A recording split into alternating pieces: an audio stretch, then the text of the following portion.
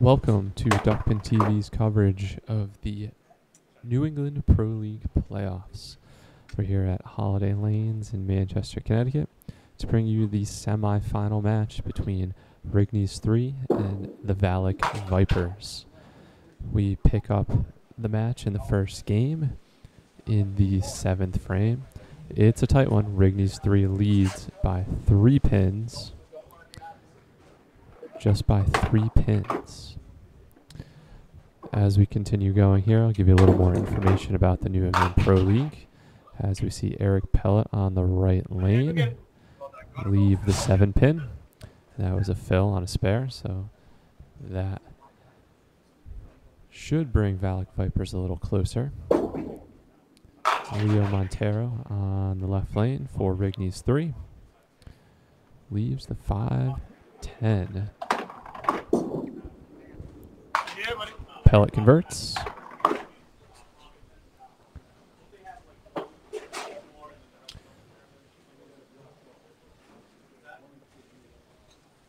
They took those out well. Tell you a little bit more about the New England Pro League. It's a 6-team league in Connecticut and Rhode Island.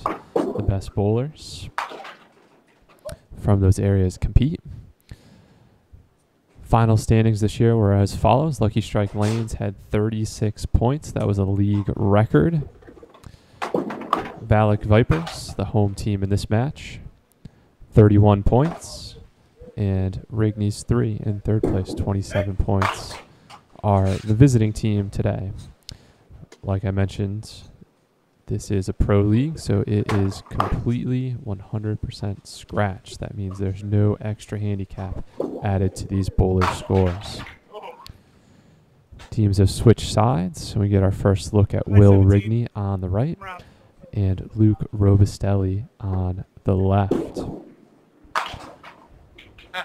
Will makes a valiant effort at that spare, but unable to convert. Robustelli also a difficult one. Tries to bounce it off the wall, but leaves one.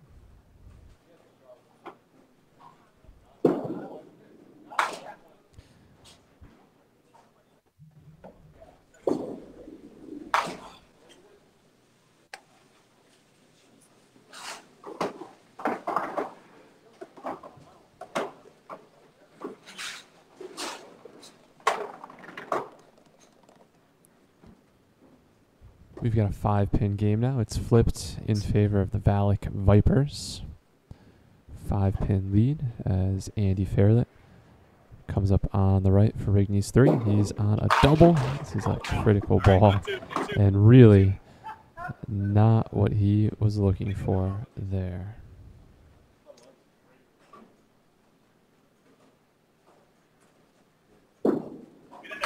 Jim Kaufman for VALIC Vipers on the left. Another split. We've seen quite a few of those today already. Good fill. Good fill.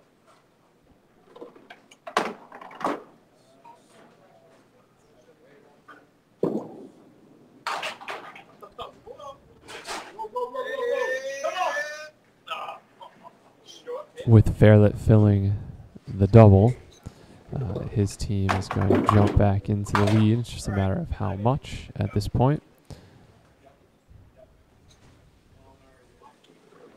Fairlett with the highest score through 8 frames of 110. Scoring conditions here at Holiday Lanes are not ideal.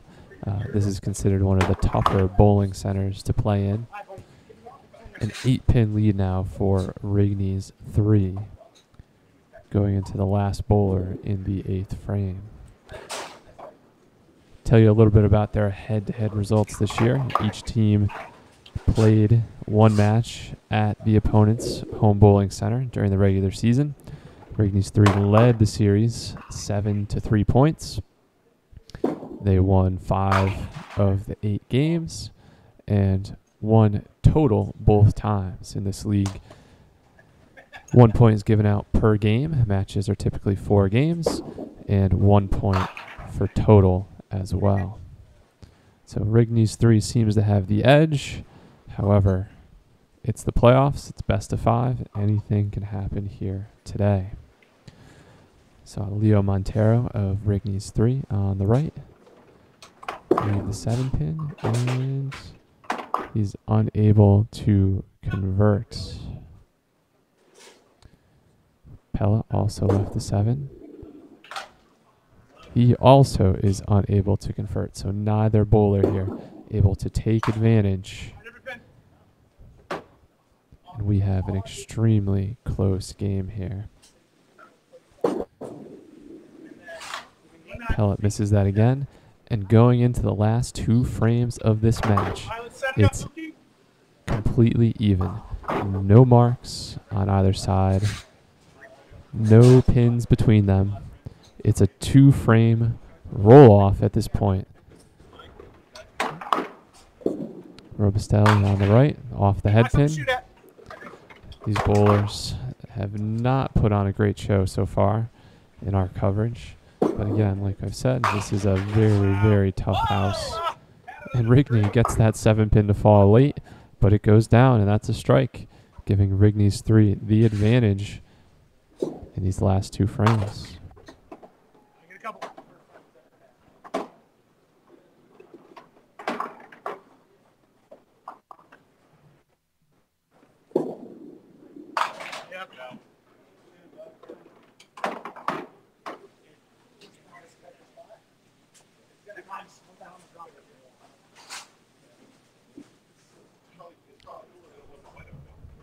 That last frame there between Montero and Pellet, we saw a couple misses on single pins, going for spares. Keep these statistics in the New England Pro League, as we see Sean Kaufman on the right there, off the head pin. Again, just like his teammate. Rigney's 3 is 4 for 6 on single pins. VALIC Vipers also 4 for 6. So there's nothing between them when it comes to that category. I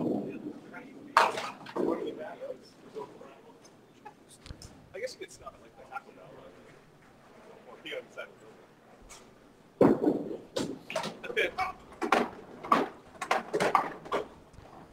Talking about single pins, Fairlett brings his team's percentage down on conversions,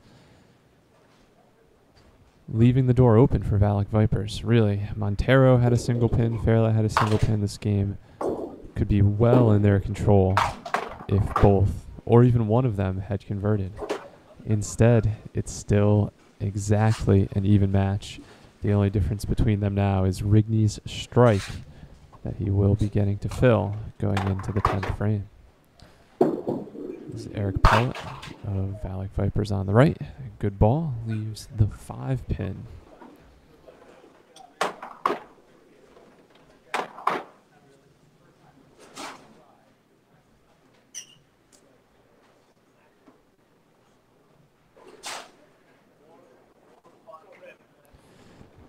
Pellet this year was 81 for 110 on single pin conversions for a 73% conversion rate. He converts this time, keep his team in it, keep it close going into the 10th frame. Montero unable to convert here. So Pellet certainly will have the advantage going into the 10th frame.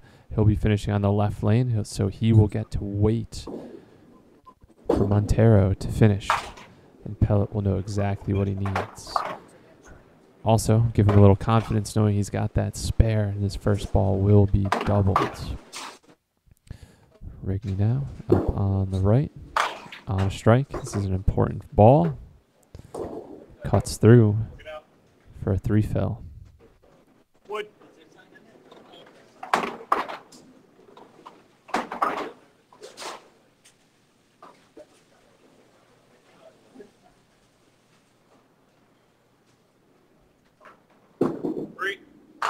Walk. Like that. Good load.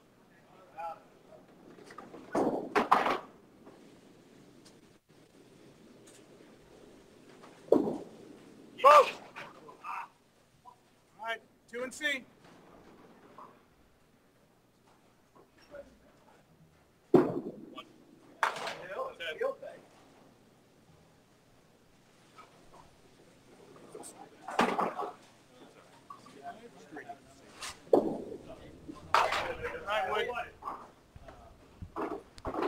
Not a good frame for either of the leadoff bowlers here.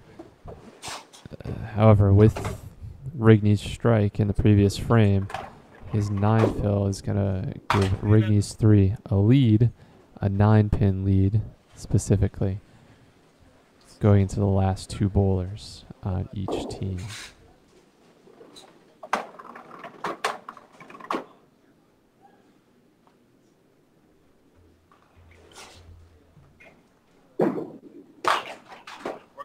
Fairlet through the middle. So that leaves an opening here for Jim Kaufman on the left and the VALIC Vipers. Kaufman will wait, though, as is his prerogative in the 10th frame, for Fairlet to finish. Great. All right, 2 more.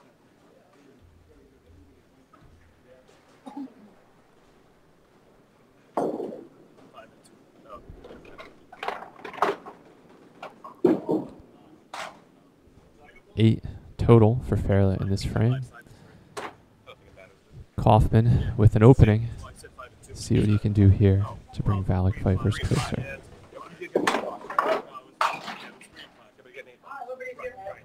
Off the head pin, but this is a spare opportunity, though it is difficult.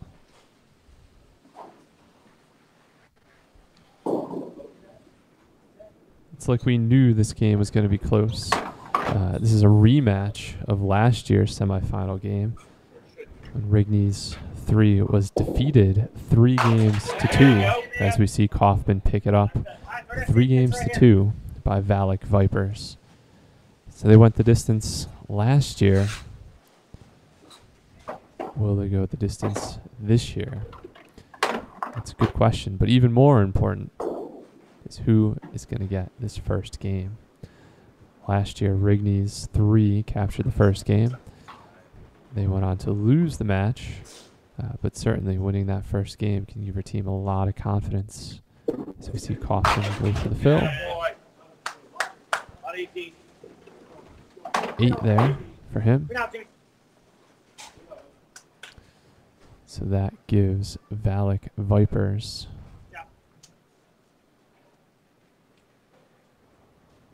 a 1-pin advantage going into the last game.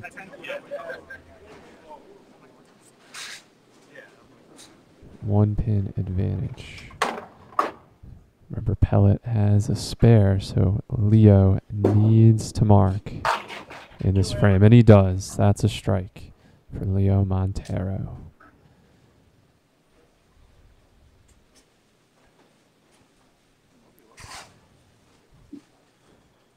He's going to want to fill this with 10. Right, he's got 2 more balls here. He's going to want to fill it with 10. That would force Pellet to get 19 pins in his last frame. Remember, Pellet is on a spare. Certainly Leo would love a double, but focus has to be on getting this one into the pocket, getting as many down as possible, as is the objective of the game. Not in the pocket, straight through, and that's going to give Pellet, or take a little weight off of Pellet's shoulders going into this last frame here.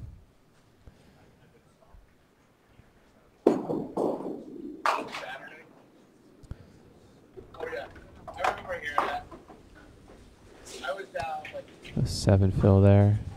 Rigney's 3 leads by 9. We can tell you that Eric Pellet this season, his first ball after mark, he averaged 7.58 pins. So if he can get his average here on this first ball, VALIC Vipers will walk away with the first game, and they do. So Pellet will finish up here, knowing his team, VALIC Vipers, leads this best-of-5 series 1 game to nothing.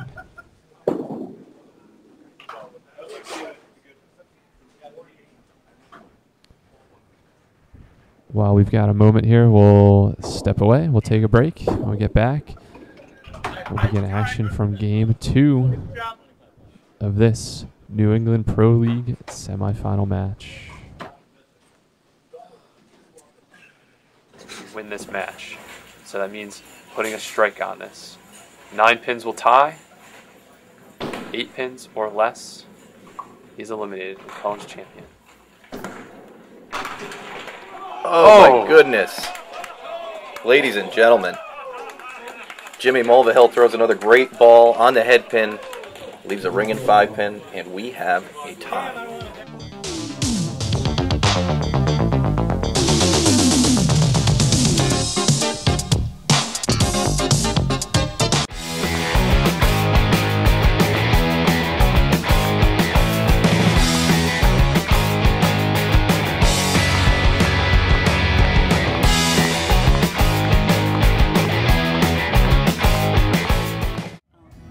Nick's become the biggest problem solver I ever know, you know?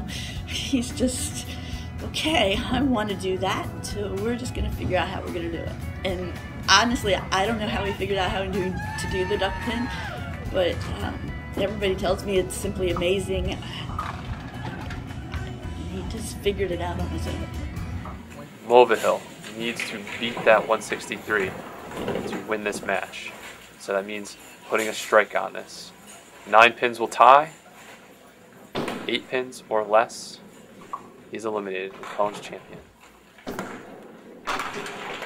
Oh my goodness. Ladies and gentlemen, Jimmy Mulvihill throws another great ball on the head pin, leaves a ring and 5 pin, and we have a tie.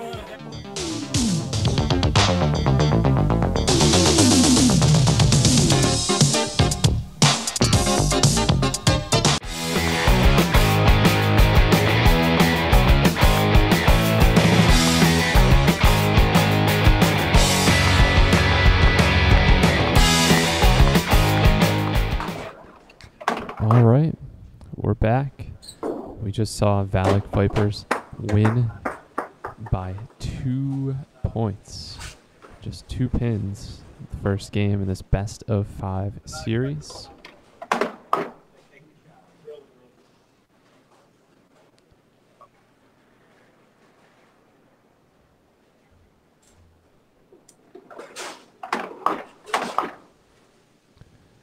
While we were away, Will Rigney started off with a spare, as did Jim Kaufman.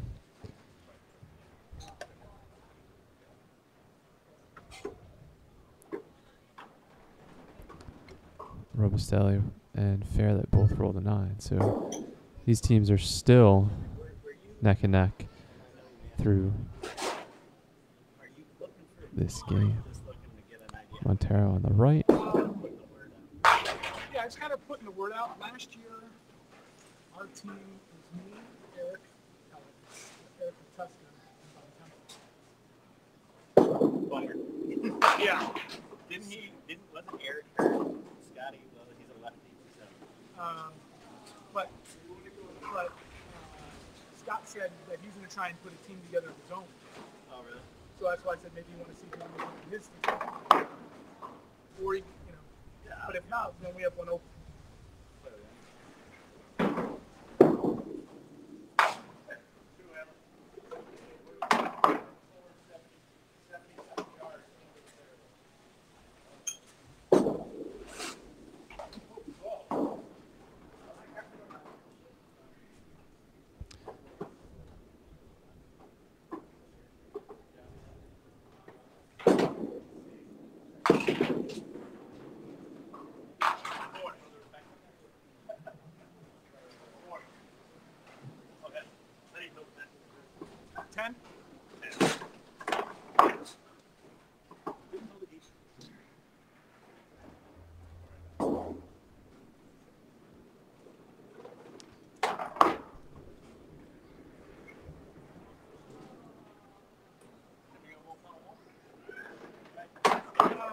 Let me see how I do today. Let me see how I feel. I'd like to. Luke Robustelli here off the head pin on the right. Struggling a little bit, as is Will Rigney on first balls. Luke Robustelli averaging only 6.7 on the first ball. Will Rigney averaging only 6.2, well below their season averages.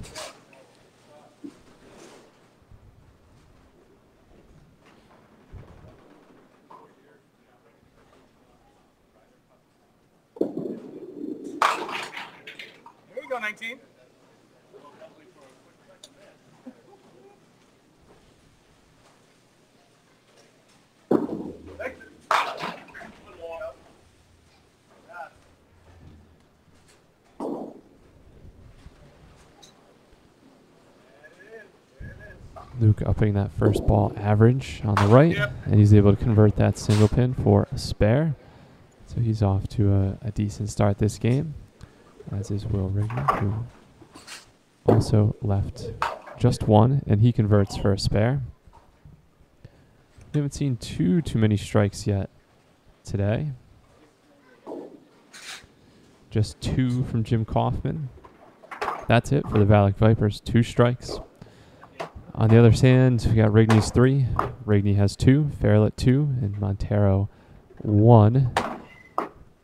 The tale of the tape this year is that VALIC Vipers had 202 strikes throughout the season, 10 matches, 4 games in each match.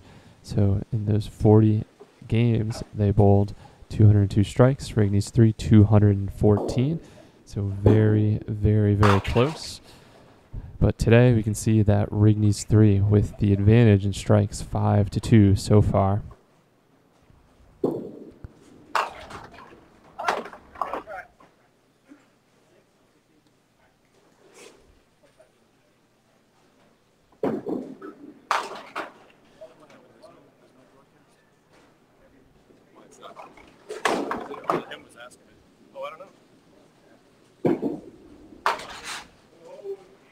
Spare for Fairlett, 10 for Kaufman.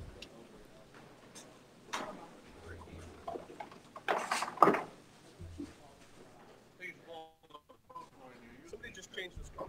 I love that red shirt. I might be in my casket in my red shirt.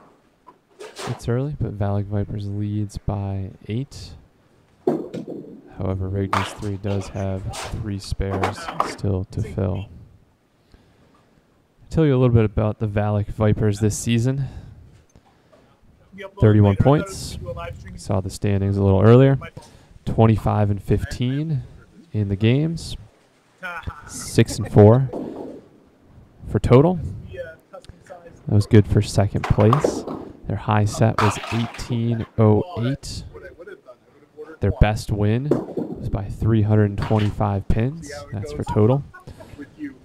Throughout the season, they had a 518 pin advantage over their 10 matches.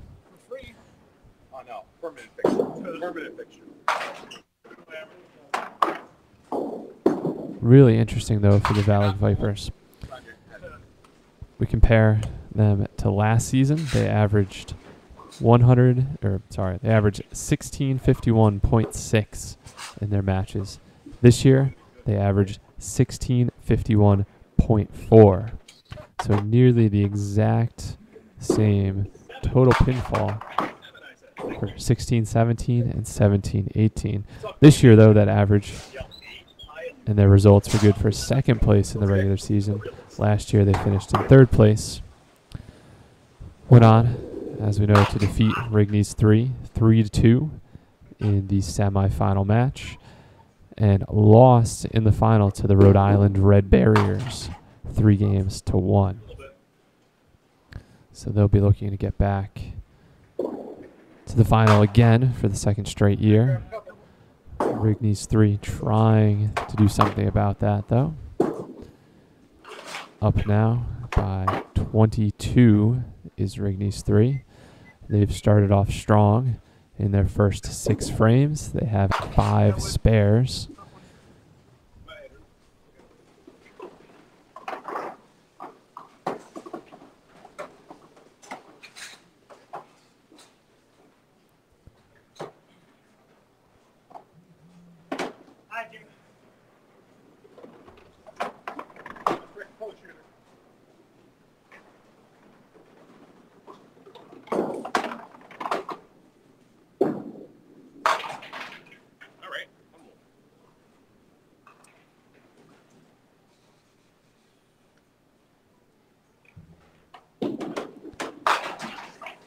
Kaufman on the left almost catches a strike, but leaves 1.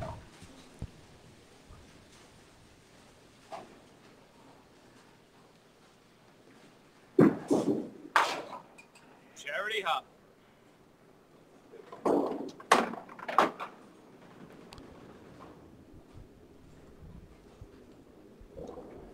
one of the big factors that I always look at in a match is back-to-back strikes. The team that usually has more is going to win. So far today, we've got one back-to-back strike for each team. That's Andy Fairlight and Jim Kaufman, the two that are just getting off the lanes now. So we're even in that respect.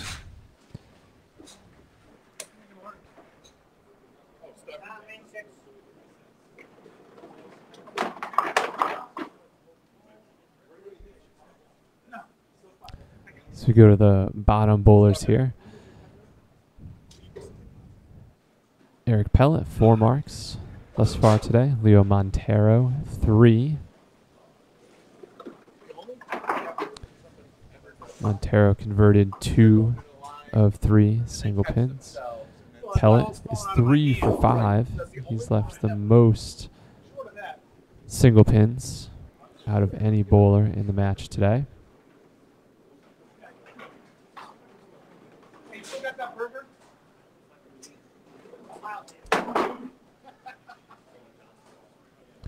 We've got a little break here in the action, waiting for a setup, so we'll take a quick break.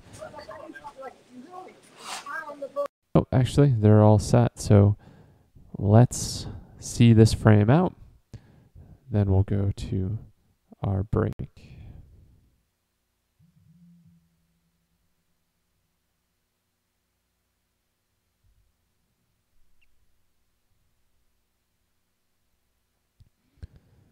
Montero on the right of Rigney's 3.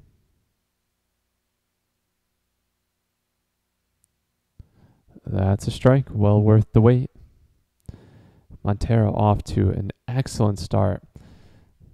Spare strike through 3 frames.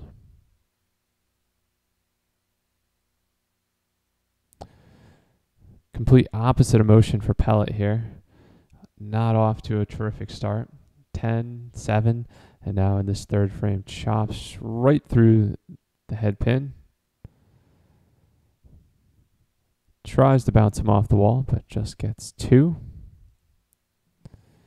He'll try to clean this up here. It does for the most part, a 9 for Pellet. We're through 3 frames here. Rigney's 3 leads by 40 pins in the 2nd game. But VALIC Vipers leads the match 1-0. I think become the biggest problem solver I ever know. You know, he's just okay. I want to do that, so we're just gonna figure out how we're gonna do it. And honestly, I don't know how we figured out how to do the duck pin, but everybody tells me it's simply amazing. He just figured it out on his own. Mulvihill needs to beat that 163 to win this match. So that means putting a strike on this. 9 pins will tie. 8 pins or less, he's eliminated and called champion. Oh my goodness. Ladies and gentlemen, Jimmy Mulvihill throws another great ball on the head pin, leaves a ringing 5 pin, and we have a tie.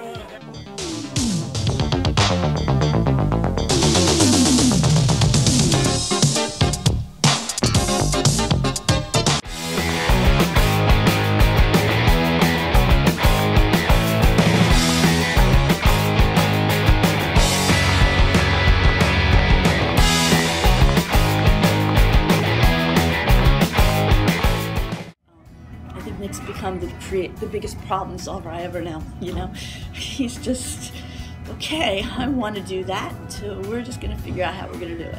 And honestly, I don't know how we figured out how to do the duck pin, but everybody tells me it's simply amazing.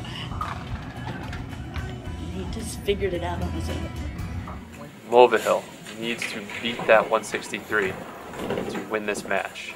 So that means putting a strike on this. 9 pins will tie. 8 pins or less, he's eliminated and called champion. Oh my goodness. Ladies and gentlemen, Jimmy Mulvihill throws another great ball on the head pin, leaves a ringing 5-pin, and we have a tie. All right, we're back. We missed a strike from Will Rigney. 10 box from Luke Romastelli. Rigney's 3 still leads by a good margin, 36 pins.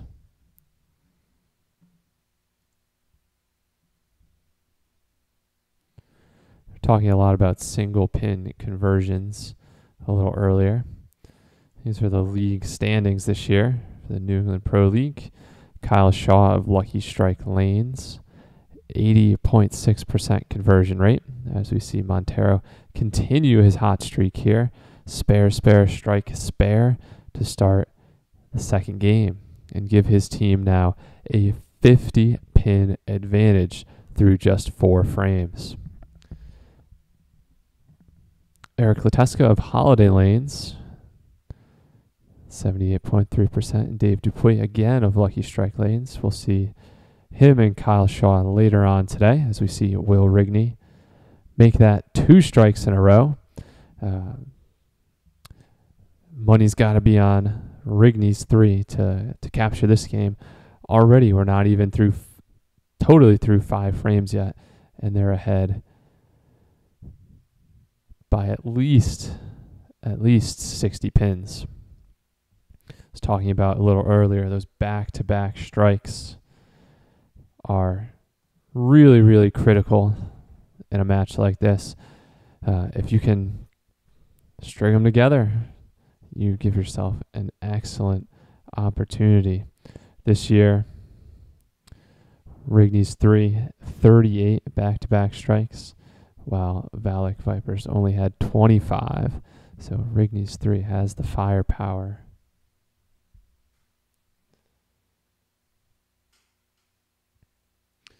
Jim Kaufman has the opportunity here for his own back-to-back strike.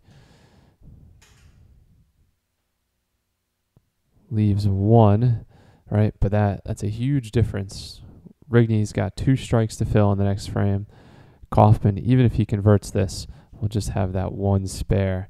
So that can be a 10 to 15 point swing, just because that one little pin didn't go down. Kaufman unable to convert here. So VALIC Vipers not really helping themselves out too much here. Rigney's 3, commanding lead.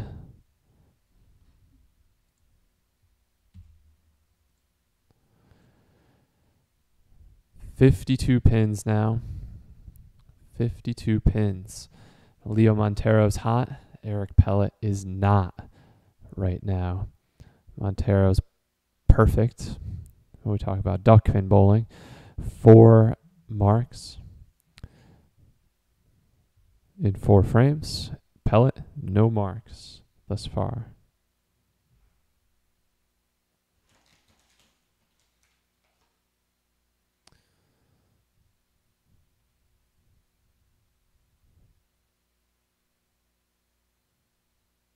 Ooh, almost left the 7, 8, and 9 in the back row there, but gets him to fall, leaving just the 7 pin. Pellet trying to get things started, leaves the 8 pin. We got 2 single pin opportunities here. Montero's 2 for 3 today on singles, all coming in this game. Make that 3 for 4. All 3 of his conversions have been in game 2 here, and he's perfect through 5. 5 frames, 5 marks. Pellet also converts. He's now 3 for 5 on single pin conversions. Romastelli on a spare, cuts through the middle. This is going to be a huge swing here, depending on what Will Rigney is able to get on his first ball. Being on a double, this ball is huge. He gets 8. So after this frame settles, we can give you their new advantage. It's going to be in the 70s, it looks like.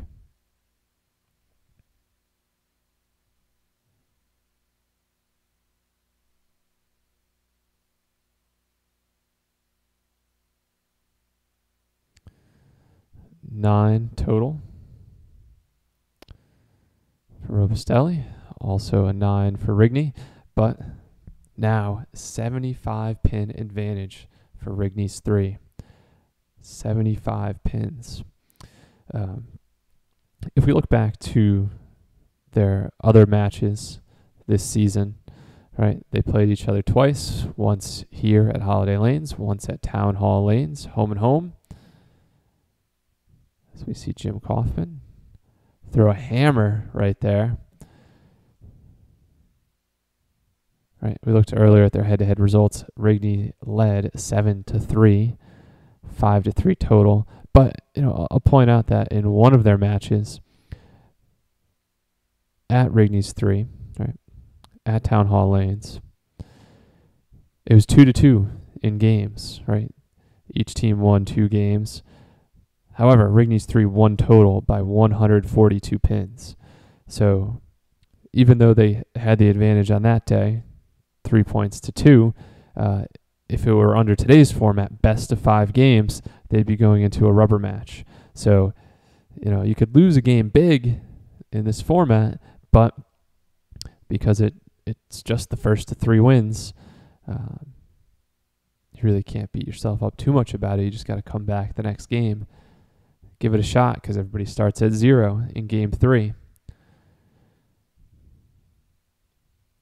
But it does look like this is going to turn into a 3-game match. Rigney's 3 ahead now by 84 pins.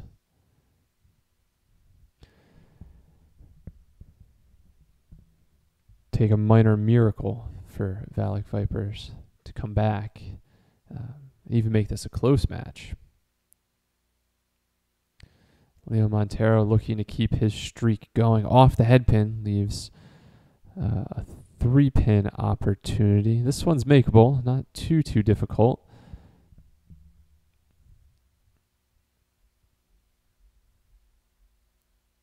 And he converts, so he's 6 for 6 so far. 6 frames, 6 marks in game 2. Pellet, 8-1-1 for a 10 box. Not what his team needs now. Continuing to increase Rigney's 3 lead.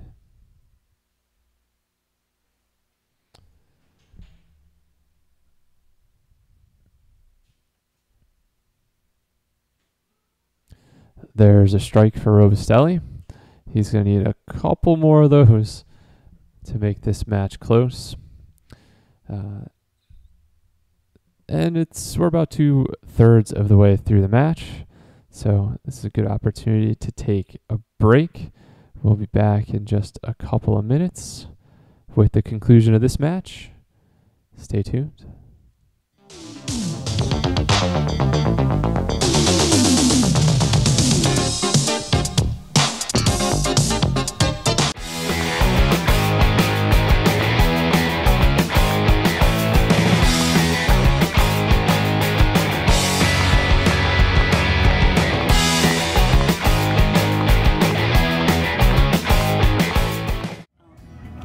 Become the biggest problem solver I ever know.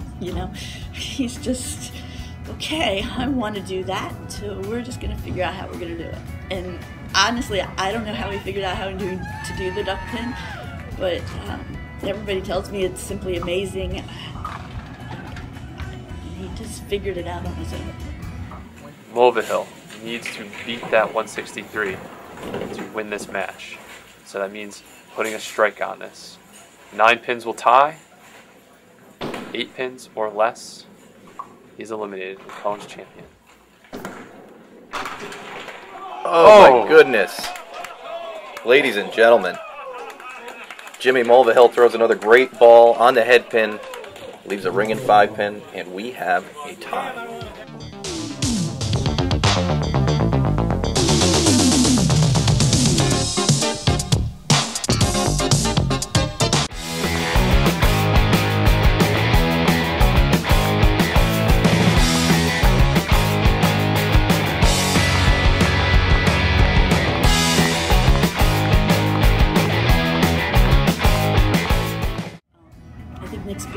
create the biggest problem solver I ever know, you know?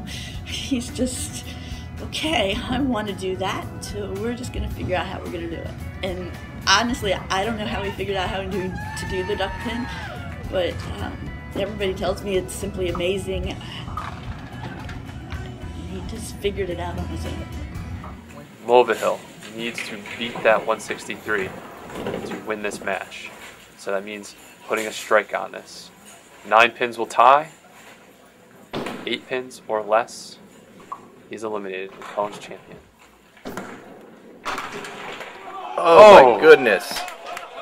Ladies and gentlemen, Jimmy Mulvihill throws another great ball on the head pin, leaves a ring and 5 pin, and we have a tie. All right, we're back. 7 frames completed, a 98 pin advantage for Rigney's 3.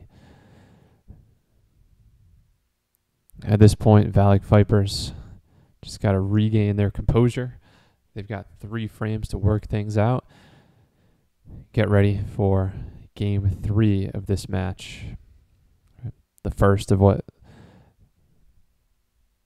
it looks like is turning into a 3-game series. Remember that VALIC Vipers lead 1-0. Looks like they'll drop this game, so it'll be a 1-1 tie. It's the best of 5 in this semifinal match of the New England Pro League here at Holiday Lanes in Manchester, Connecticut.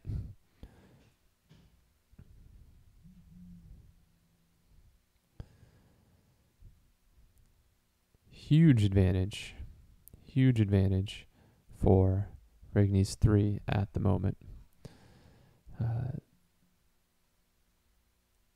Will Rigney a double this game? Andy Fairlett chipping in with 1, 2, 3, 4 spares, including 3 single pin conversions in a row leading into this frame. Fairlett will be on the left-hand lane. Montero, the anchor bowler, while we were away, did not mark for the first time this match. He was good through 6 frames, 5 spares, 1 strike. As we see Jim Kaufman leave a killer split here. Things aren't quite going his way. In the 7th frame, he went 2-0. He was filling a strike, so certainly not helping himself out there. He's missed 2 single pin spare opportunities this game as well. Struggling a little bit. His opponent in the 2nd spot on Rigney's 3, that's Andy Fairlett. Opposite of struggling, like we said. He's got 3 9-pin first balls in a row. Make that 4. He's 3 for 3 in his last 3 frames in these conversions. So let's see if he can make it a perfect 4.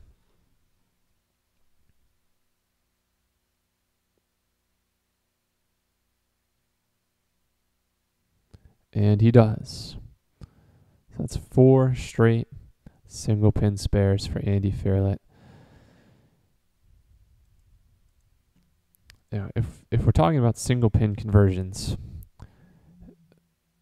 you know, going into this match, it's a toss-up. VALIC Vipers and Rigney's 3, both 72% conversion rate during this season. Nothing between them. But on the day today, Rigney's 3, especially in this game, game 2, is really putting on the heat, converting almost all of their single pin opportunities.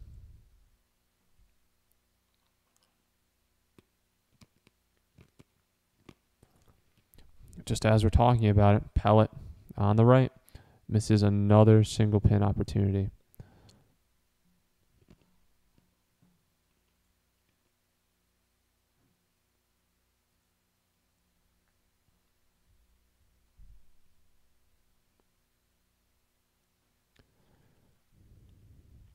Pellet now 4 for 7 on single pins. His opponent at the bottom here, Leo Montero, 6 for 7 after converting that spare in the 8th.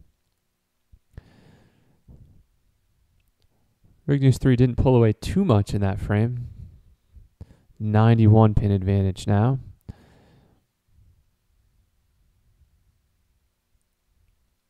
it being up so much, it can be a little bit difficult to keep your composure, keep your focus. But you really have to maintain your precision, your timing in these last 2 frames here. You don't want that to get away from you going into a really crucial 3rd game. We're just waiting for some deadwood that had popped out beyond the sweep to be cleared there. And it's cleared, so Rigney, and that's a strike. Gets a little mix, and we're seeing a big difference in the number of strikes for each team today. VALIC Vipers, just 5. Will Rigney, just by himself, 5. You add on 2 for Fairlet and 2 for Montero, and that's a 9-5 advantage when it comes to strikes.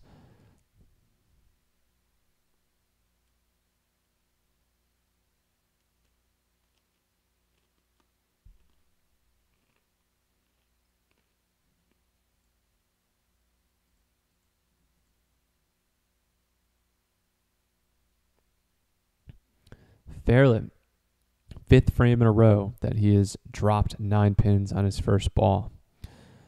Yeah, and he made all 4 of the previous spares, single pin conversions. Let's see what he can do here. Misses that one. On the day, now 5 for 9 in single conversions. Sorry, 5 for 8 in single conversions. The 4 that he made in a row previous to this frame really bumped up that average. Right now it's 62% when shooting those single pins for a spare. Jim Kaufman continues to struggle here. He was off to a good start, as you can see on the scoreboard. Spare to start the game, dropped 9 on the first ball. In the 3rd frame, missed the spare, but comes back with a strike, drops 9 again, misses strike, and then after that, really struggled. 7 box, 8 box, 8 box.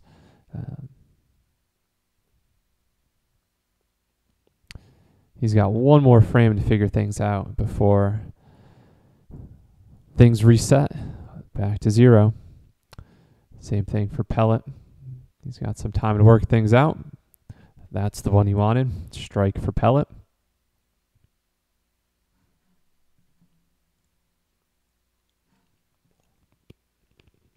And another nice conversion for Montero.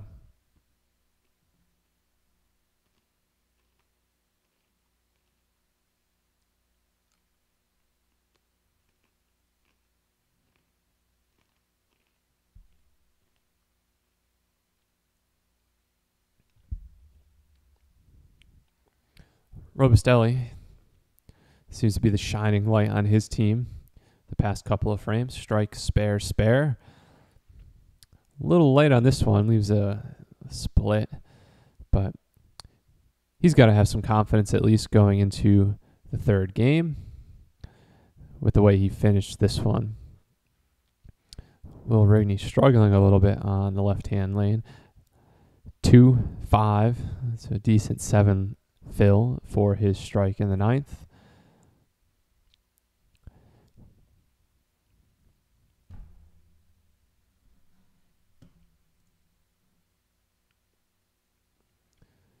That's a 144 total for Will Rigney, a 123 for Luke Robustelli.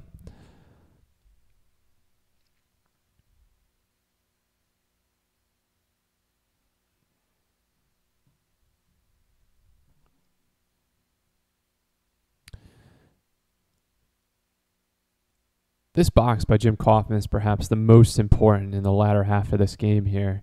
He's been struggling, and he'll be looking to gain some confidence with this ball here, and that'll do it, right? You can forget the past 3 or 4 frames. You can forget this game entirely because, like we said, starting the first frame of Game 3, everyone's back to 0. So if you feel confident, you figure things out, right? You and your team have just as good a shot. Would have liked to put that one in the pocket. Pulled that one a little bit. Looked like his bottom half, his feet, were a little faster than his top half, his arm, on that one. That caused him to pull it a little bit. He'll be happy with that. 19 in the last frame here. Andy Fairlett, an 8, 140. Really lackluster last frame so far for the Rigney's 3.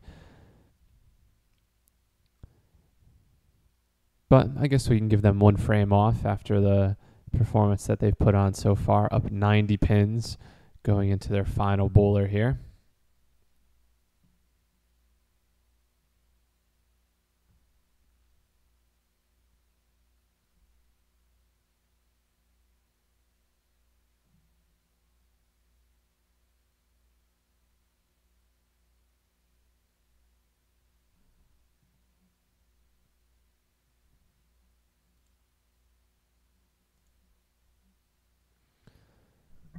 Pellet converts that single for a spare.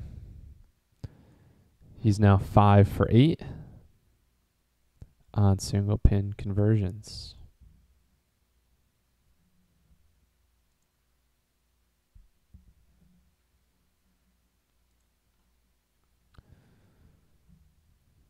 Looks like 6, so he'll finish with 128.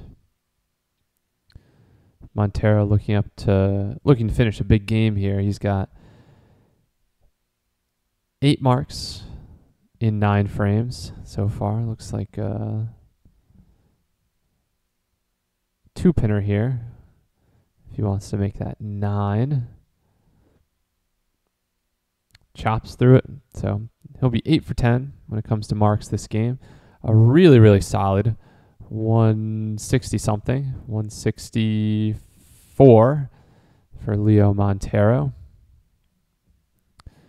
So that's that, folks. VALIC Vipers, Rigney's 3, tied 1 game apiece in this best of 5 series. See Luke Robustelli here wasting no time at all to start the third game in this series. Not the result he was looking for sure, but and that'll hurt even more having to look over to his left and see Will Rigney start off this game with a strike.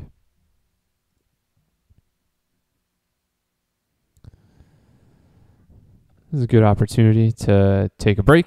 We'll get set up for the third game, and we'll bring that to you in just a moment.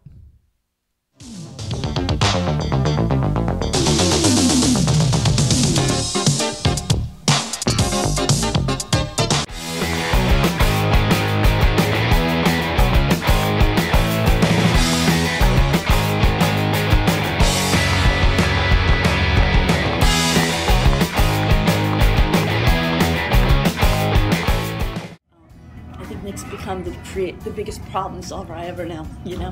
He's just, okay, I want to do that, so we're just going to figure out how we're going to do it. And honestly, I don't know how we figured out how to do the duck pin, but everybody tells me it's simply amazing. He just figured it out on his own. Mulvihill needs to beat that 163 to win this match. So that means putting a strike on this. 9 pins will tie. 8 pins or less, he's eliminated. Collins champion. Oh my goodness. Ladies and gentlemen, Jimmy Mulvihill throws another great ball on the head pin, leaves a ring and 5 pin, and we have a tie.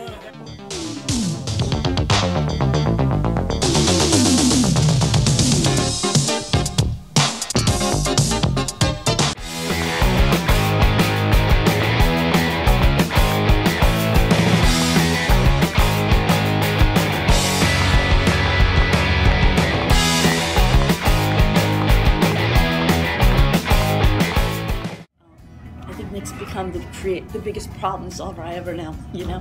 He's just, okay, I want to do that, so we're just going to figure out how we're going to do it.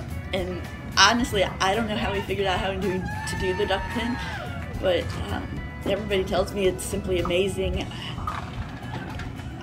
He just figured it out on his own. Mulvihill needs to beat that 163 to win this match. So that means putting a strike on this. 9 pins will tie. 8 pins or less, he's eliminated. College champion. Oh my goodness.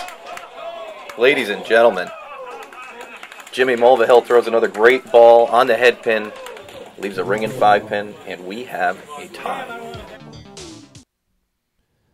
All right, we're back. Missed a really good first frame for Rigney's 3. Strike for Rigney, spare for Fairlet, spare for Montero. So they're starting off right where they left off. Remember, they won game 2 really commandingly. 81 pin win in game 2. All right.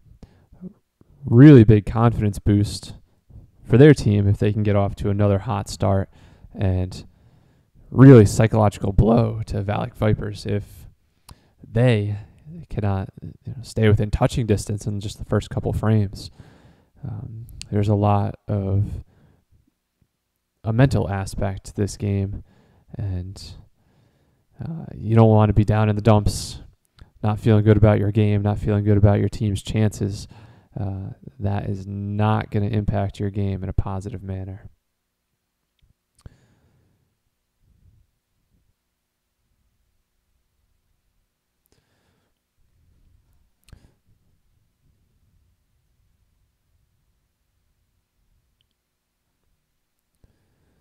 Talk a lot about marks and how evenly matched these two teams are throughout the year. VALIC Vipers 594 marks to Rigney's 3 606. It's not too much of a difference here.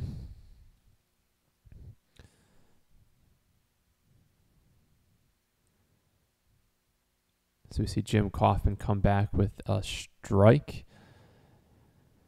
He's looking to gain that confidence. Fresh new game, new start.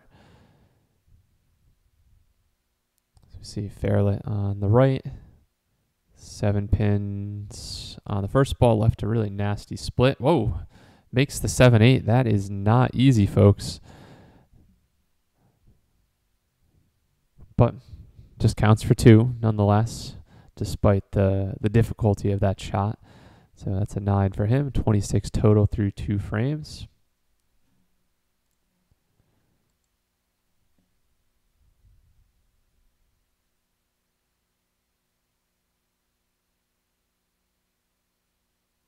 Yeah, Rigney's 3 looking to get some revenge after last season.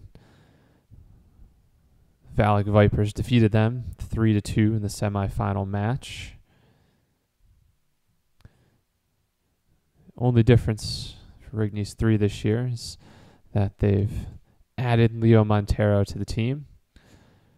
He transferred from the he transferred from the Dudek Lanes team, which is folded after this season. So he found an opportunity to join Rigney's 3. They've had a good season. Third place out of the 6-team league. So we see Leo convert for a 10. Who left to make room for Montero? It was the Hall of Famer Steve Ivorone. Despite a good season last year, he called it quits. These days, not really bowling much at all. He's retired from the Pro Tour, retired from the Pro League. As we see Robustelli come back with a strike in the 3rd frame. That'll give him a little confidence. Rigney leaves the 10 pin, so he'll be shooting another single pin spare opportunity.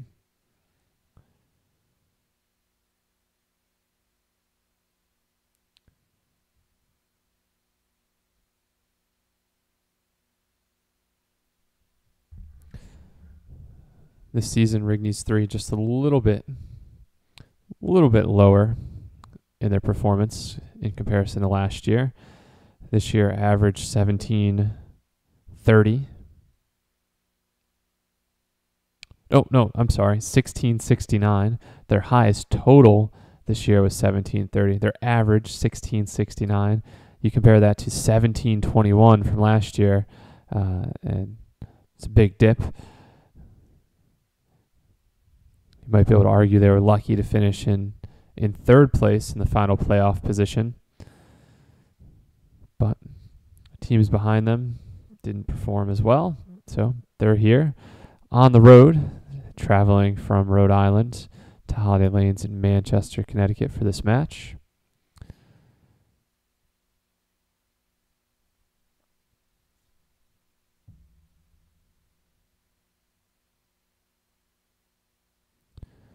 Kaufman converts. So he is gaining some confidence in this match, this game, after a rough game 2. Strike spare in the second and third in this game. Fairlet also able to convert. He's left a lot of single pin spare opportunities today. A lot of them. We saw him make 4 in a row in game 2. This game took a break in the second frame, but in the first and third, single pin spare conversions. Pellet, despite 2 not so good first balls in the first 2 frames, has 2 spares. Another not so good first ball, this time only 3. He's going to find it difficult to come back and make that 3 for 3 in terms of marks this game. Almost able to do it, but leaving that stubborn 5 pin.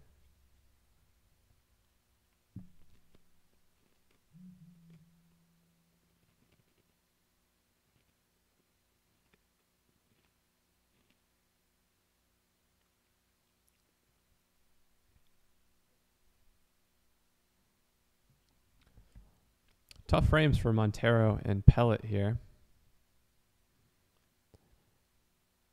Just a 12 pin advantage for Rigney's 3 through these 3 frames. Certainly not the blowout that we saw previously in game 2.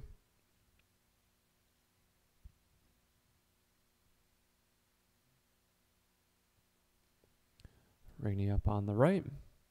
He's 3 for 3 in terms of marks this game. Off the head pin. He won't be too happy with that ball, especially being on a spare.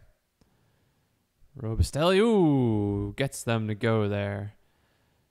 That's a double for Luke Robustelli, and that's big. We talk about back-to-back strikes.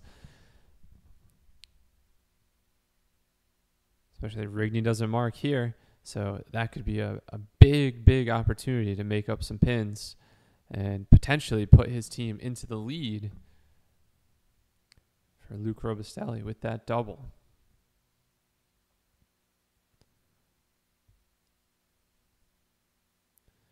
Rigney looking to clean things up here. And does. That's a nice, very nice conversion for a 10. Should mention that Rigney's 3 stuck just with these 3 bowlers the entire season. They played every frame of every match. VALIC Vipers, on the other hand, they've got a roster of 5. Right? In addition to Eric Pellet, Jim Kaufman, and Luke Robustelli, Mike Labrie, who is in attendance today, he is on the match day roster, so he could enter at any time if needed. Roy Kaczewski also on the roster, but not on today's match day roster. Here's Andy Fairlet. It's off the head pin and 5 pin Phil on a spare. Feeling a little momentum shifting here in favor of the VALIC Vipers. And just as I say that, the announcer's curse, Jim Kaufman goes straight through the head pin. He was also filling a spare.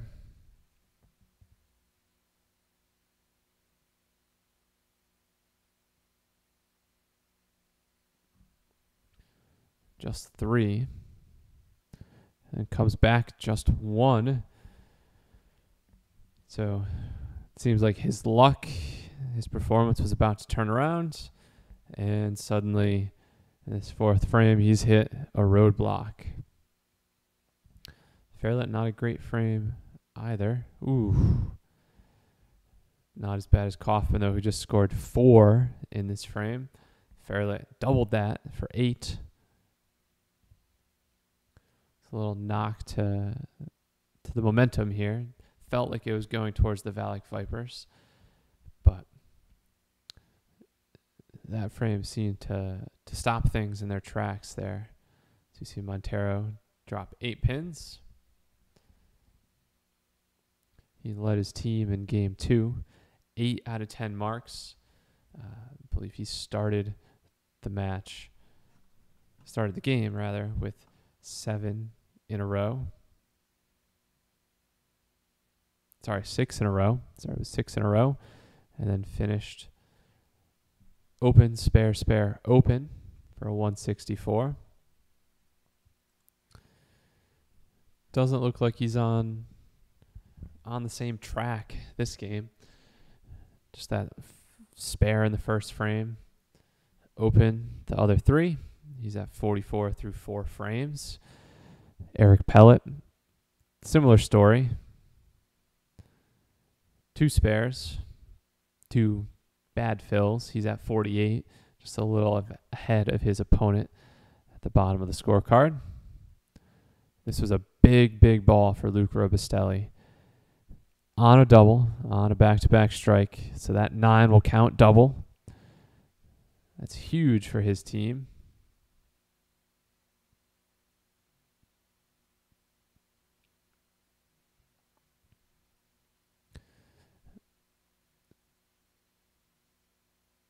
And he converts that single pin. So depending on what Will does here, it looks like the lead has shifted to the VALIC Vipers. And indeed it has. It'll be in the single digits after this ball here. But a 4-pin lead is a 4-pin lead. It certainly is not the 40 or 50 pin disadvantage that VALIC was suffering last game at this point. I think also a really important frame for VALIC Vipers, in my opinion. Jim Kaufman coming off a tough 4th frame when he scored only 4. Experiencing a similar fate this time around on the right lane. That is not what you want to be looking at after your first ball. That's a bomb by Andy Fairlet. He's back on thing. He's got that left lane down, a spare, strike so far this game. 2 opens on the right-hand side. So he'll be looking to string things together on back-to-back frames.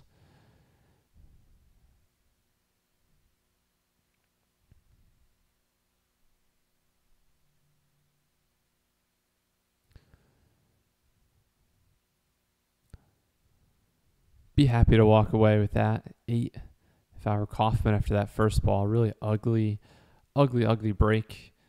Chopping through the head pin, but we'll take 8 for the VALIC Vipers. Pellet up, looking to get his team going again. Off the head pin, which has been one of his main struggles today. Right, we saw that the first couple of frames. Spared, but didn't fill those spares all that well.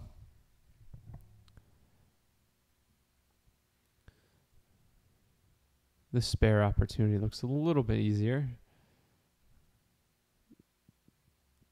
Tough with that pin in the back, right? 1, 3 gets those, but not the 9 pin. Right.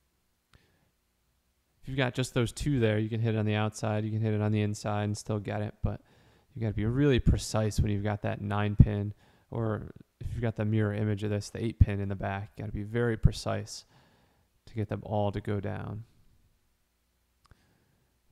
Montero, meanwhile, 10 box. He's rolling along, kind of treading water at this point, 55 through 5. Rigney off the head pin.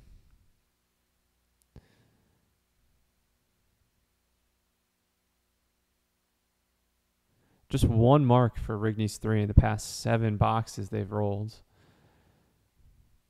Luke Robustelli keeping things going for the VALIC Vipers. He's the MVP so far this match. Strike, strike, spare, strike in the past 4 frames. He's really keeping his team afloat. They'll be looking at an advantage in the teens. Indeed, 13-pin advantage now for the VALIC Vipers. We certainly have a match here. And we make that just one mark in the past 8 boxes for Rigney's 3. Luckily for them,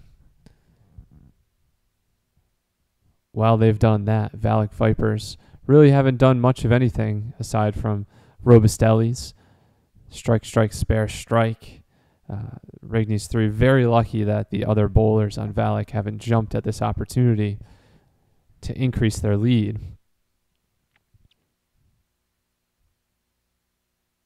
It looks like we're waiting for a setup, so being about halfway through the match is a good point to take a quick break.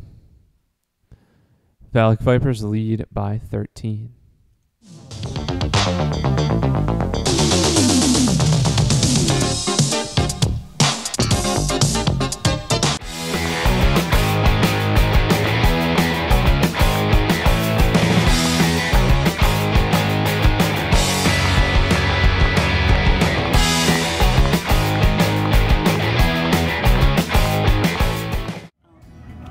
Become the biggest problem solver I ever know, you know. He's just, okay, I want to do that, so we're just going to figure out how we're going to do it. And honestly, I don't know how we figured out how to do the duck pin, but everybody tells me it's simply amazing. He just figured it out on his own. Mulvihill needs to beat that 163 to win this match. So that means putting a strike on this. 9 pins will tie. 8 pins or less, he's eliminated. College champion. Oh my goodness. Ladies and gentlemen, Jimmy Mulvihill throws another great ball on the head pin, leaves a ringing 5-pin, and we have a tie. We're back.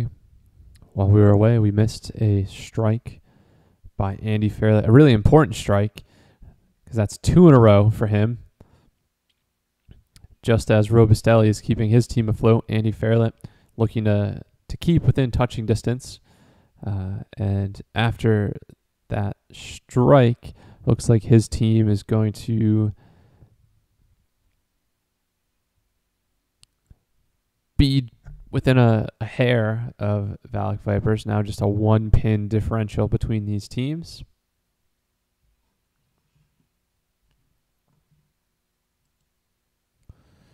Montero looking to continue the momentum in his team's favor. And he does. That's a strike for Montero. We're really feeling things heat up for Rigney's 3. This could be the turning point in the match. Pellet will try to turn that around, and he does. That's a strike. So things are heating up here. Both teams realize how important this game is. Right? It's tied 1-1. It's best of 5 games. So the team winning this game certainly will have the advantage. Robustelli a little disappointed in his leave there. That's only 7 with a little split left for him to shoot at.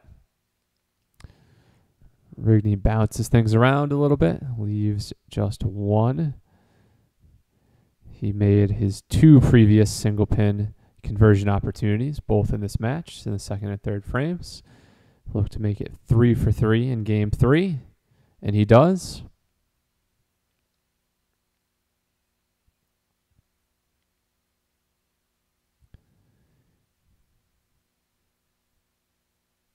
keeping his team in it here.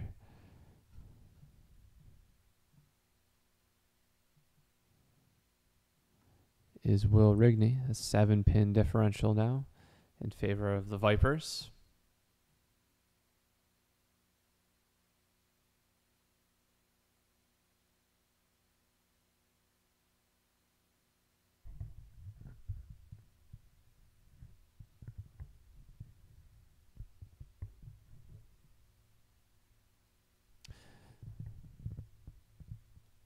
Certainly follows what we've seen throughout the entire season here at the New England Pro League, that Robustelli is leading in this match with 3 strikes. He 4th most strikes this season, 76. Right above him at 79 strikes was Will Rigney. Rigney not striking so much this match, and in fact today we haven't seen him strike too much at all. He had 2 in the first game and 3 in the second game. This game, no strikes for one strike for Will Rigney. Right, it's tough to remember thinking back all the way to that first frame when we've seen a double from Robustelli, a double from Fairlett, and a couple more strikes from Montero and Pellet.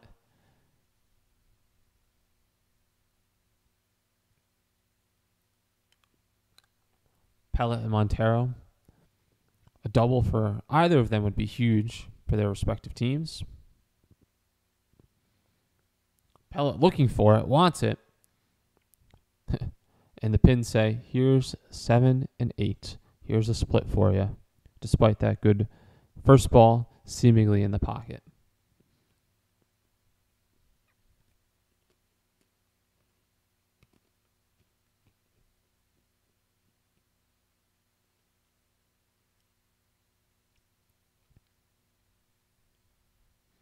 Montero there taking a practice slide. Looks like he's got thinking a little bit about his footwork and his slide in particular, to see if that affects him on this first ball. The big first ball, like we said, he's on a strike. His opponent to his right did not double, and neither will he. Though Montero does have the easier spare opportunity. Pellet right through the middle. That's a field goal, as we call it.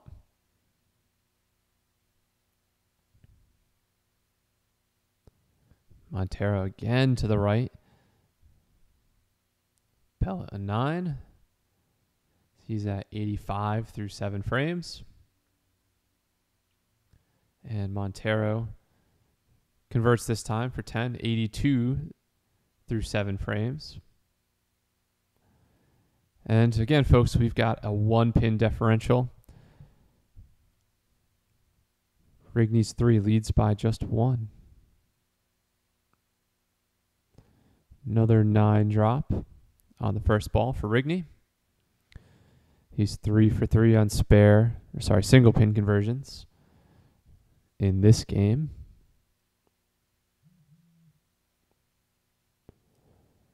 Robustelli's been firing this entire game. 3 strikes, 1 spare. This time he drops 8. Rigney converts, so he's putting a little pressure on Robustelli to pick up this 2-pinner. Right, with things so close, the momentum can shift either way with a miss or a conversion without your opponent doing the same. But they're even. It's a single pin spare for Rigney, a 2-pinner for Robustelli, but they're spares nonetheless. And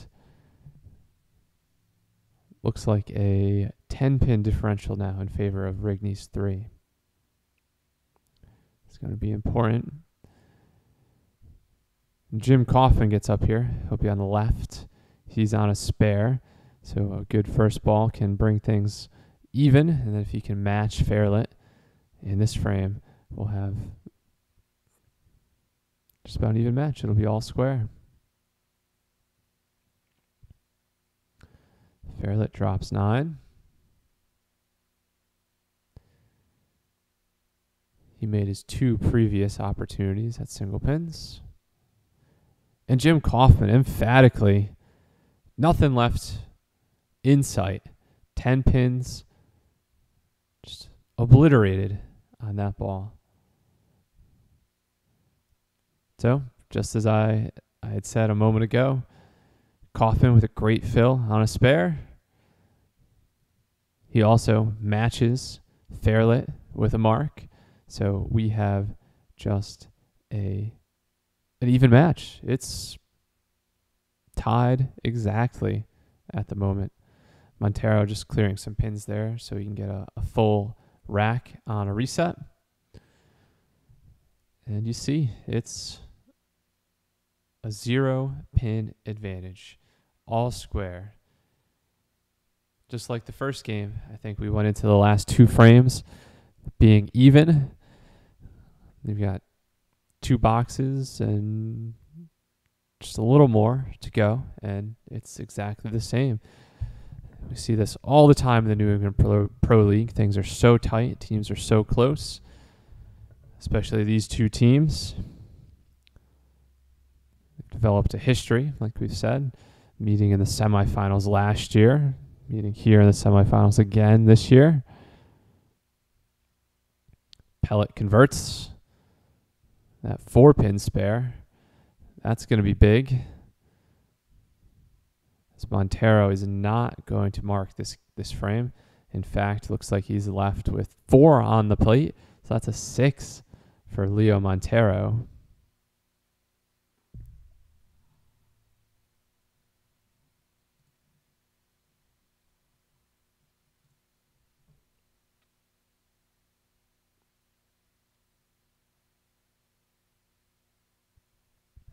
Robustelli again comes out firing. 9 fill on the spare. Rigney will want to match that or better it, but does not. Off the head pin, lucky to have a spare break to shoot at.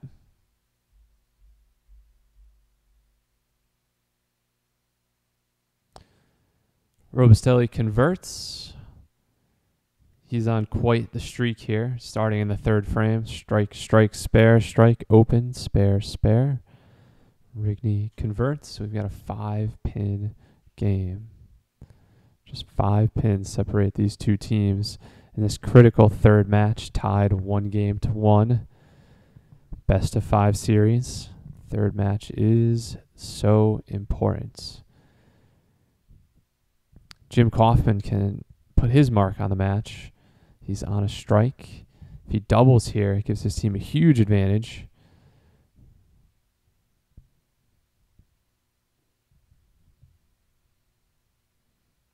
And he doesn't. That's a 2 off to the side.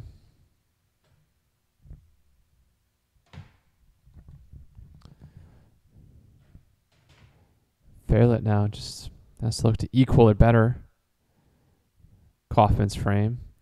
And he's disappointed in that. He's at the 7, 9, 10 on what looked like a pretty decent first ball.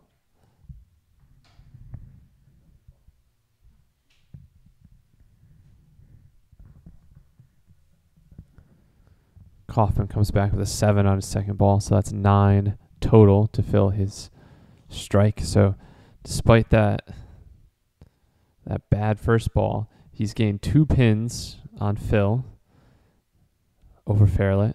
And then if he converts this one, he might gain a couple more.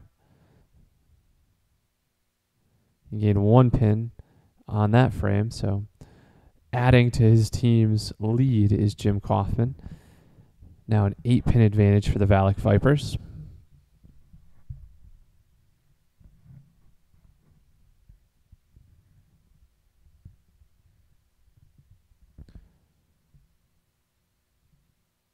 Pellet.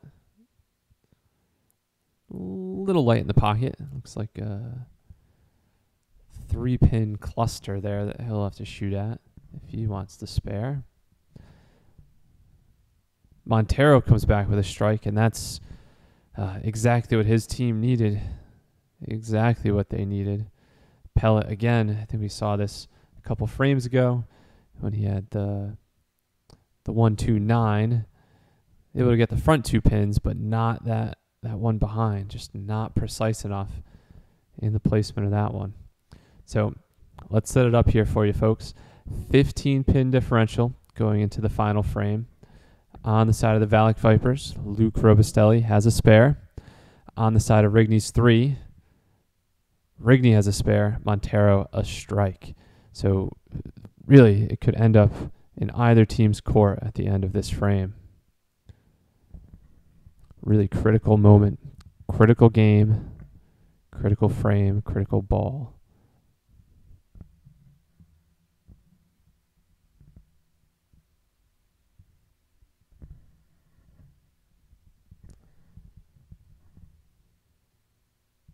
Rigney converts.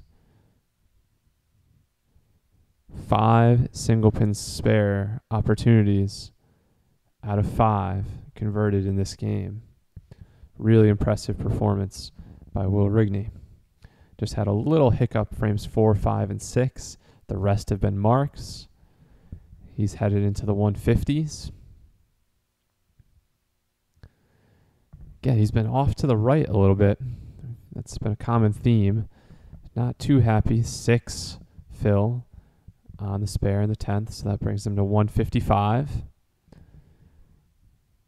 Robustelli.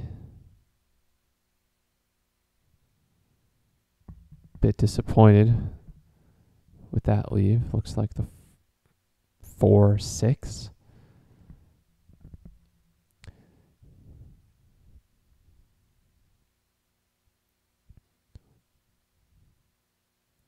Still with that ball, his team still has a 7-pin advantage. He can make that 8 if he converts the 4-pin. Remember, Montero giving his team the advantage now with a strike. So he has a strike to fill from the 9th frame. All other bowlers who have to bowl their 10th frame do not have a mark. So Montero could wipe away that 8-pin advantage pretty easily. So it comes down to the other bowlers.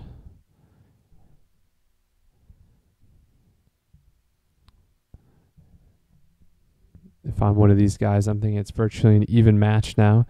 Let me throw the best ball I can. All right, this is when it counts. All right, you can forget the 9 frames before this. They don't matter right now. This is all that matters. Fairlet, emphatic strike.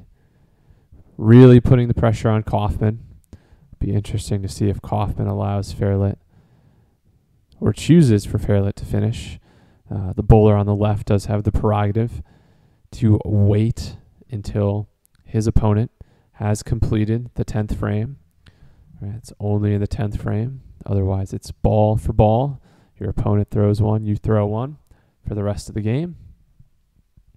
But when things get tight, when things really matter here in the 10th, you can wait. That's what Kaufman has chosen to do. A double here by Fairlet would be a huge psychological blow to VALIC Vipers and could decide the match. Not quite. Lucky to get a couple extra to fall at the end there.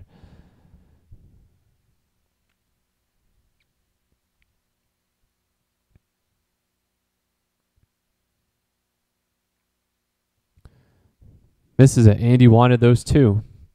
He knows how close and how important those 2 pins were and how close this match is. So that's a 142 for Fairlet. Kaufman now a critical ball here. His team now down 10.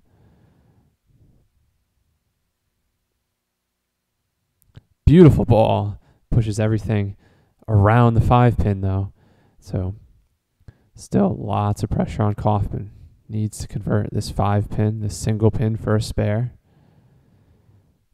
He converted his last single pin opportunity. Only had one other in this game. And he converts. So now it really comes down to this ball, right? If Kaufman puts 10 on it, gives his team a distinct advantage. If he can put 8 or 9, he's going to put a little pressure on Leo Montero, but we've got to remember that Montero has a strike in the 9th that he will be filling in the 10th.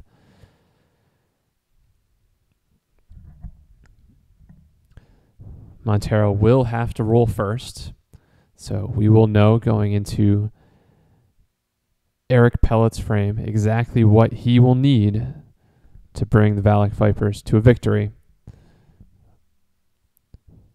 Important ball for Kaufman. A little bit of a mess there. Only 6. That brings Kaufman to only 5. I miscounted. That brings Kaufman to 126. And that's only a 5-pin advantage for VALIC Vipers. Leo Montero on a strike here. This ball could determine the match.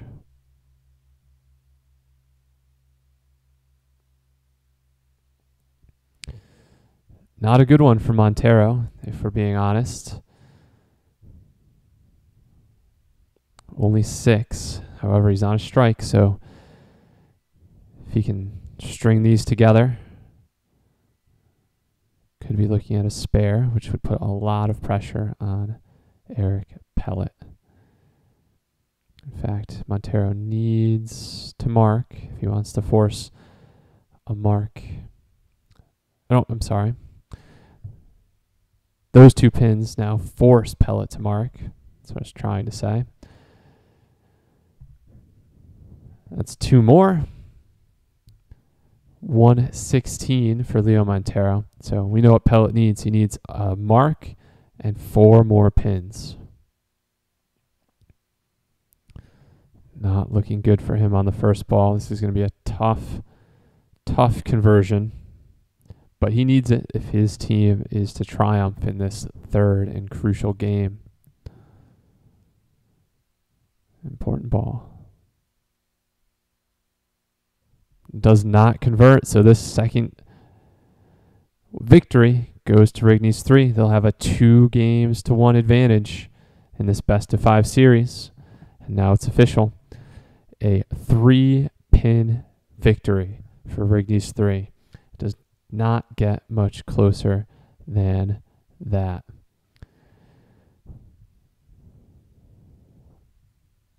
Does not get much closer than that. Really some incredible bowling we've seen today. Really entertaining bowling. Recap for you. Rigney's 3 lost the first game by just 2 pins. They could have swept this series with a little bit more in the first game. Game 2, they went out really powerfully. Went out to a huge lead. Finished winning by 81. And now in this 3rd game, a 3-pin victory for Rigney's 3. They have a 2-1 advantage. So if they win this 4th game, they will be heading over to Lucky Strike Lanes for the final match to take on Lucky Strike Lanes' Kyle Shaw.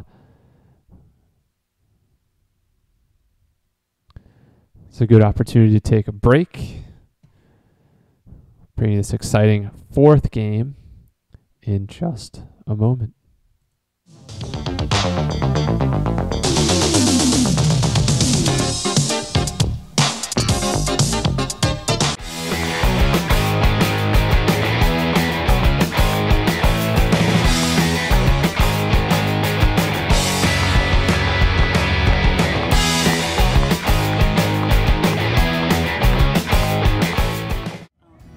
Nick's become the biggest problem solver I ever know, you know?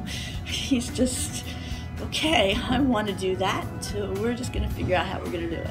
And honestly, I don't know how we figured out how to do the duck pin, but everybody tells me it's simply amazing. He just figured it out on his own. Mulvihill needs to beat that 163 to win this match. So that means putting a strike on this. 9 pins will tie. 8 pins or less, he's eliminated. Collins champion. Oh my goodness. Ladies and gentlemen, Jimmy Mulvihill throws another great ball on the head pin, leaves a ringing 5-pin, and we have a tie.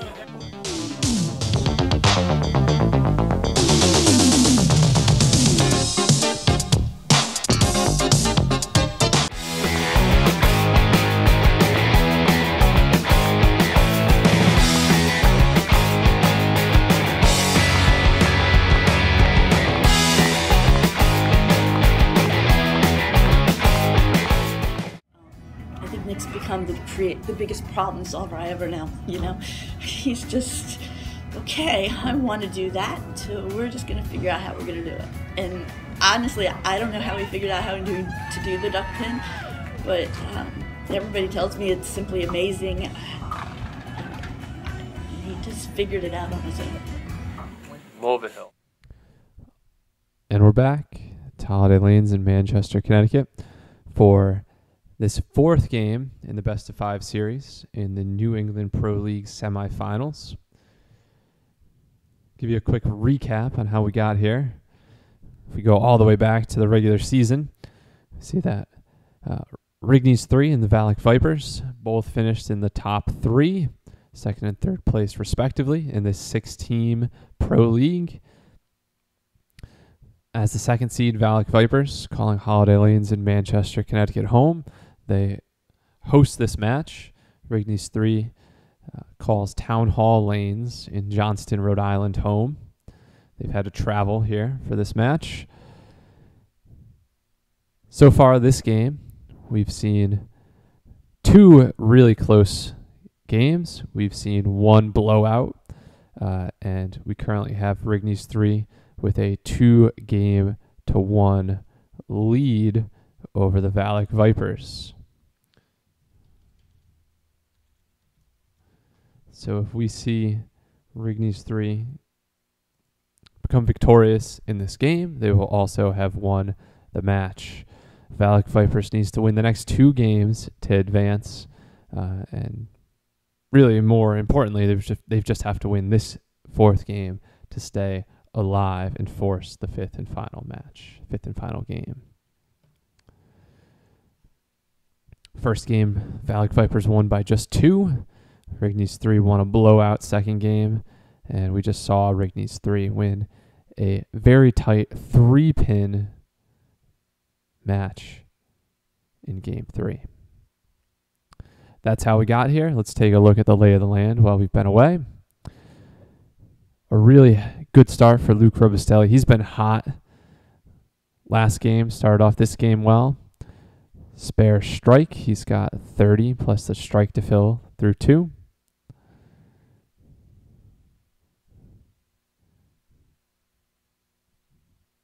Jim Kaufman drops 9 there. He'll be looking to convert the single pin spare opportunity.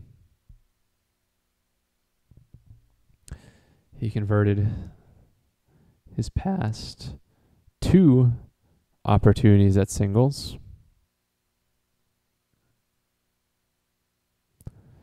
See if he can make it 3 in a row. And he does. So that's already 3 marks for VALIC Vipers. Rigney's 3, none so far. Fairlet looking to change that. And he does. So we've got spares on the board for Fairlet and Kaufman. Pellet unable to get it done. He had an opportunity in that 10th frame last game. Did not have a good first ball. Left himself with a difficult spare opportunity and was not able to convert. So that gave Rigney's 3 the 3-pin victory. He'll be looking to come back this game, make up for that, and lead his team to a 5th game. He's able to convert there, so that's a spare. Marks all the way down in the 2nd frame for the Vipers. Montero struggling this frame. 2-0, went right back through the hole he created on the first ball with the second. Some pressure to clean up here with his third. And he does. That'll just look like a 9 when things are said and done. 2-0-7 in that frame for Montero. Rigney coming off a 5 box, really uncharacteristic of him. And just drops 9, unable to get the 7 pin to go down. Will with an impressive 155 in game 3, as we see Robustelli cut through the middle. He's done that a couple times today. Rigney converts. That'll be at least his 6th single pin spare conversion in a row. Right, 6 for his past 6. Robustelli, on the other hand, here, looking to clean up and add to his fill. Unlikely to convert this. Not happy with that fill. 4 pin fill on a strike in the second frame. Still lots of cleanup to do.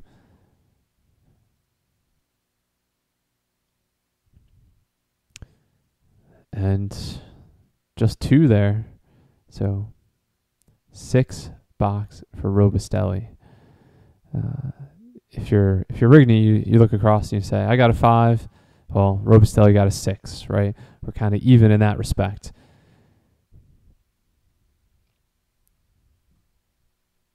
Fairlet on a spare.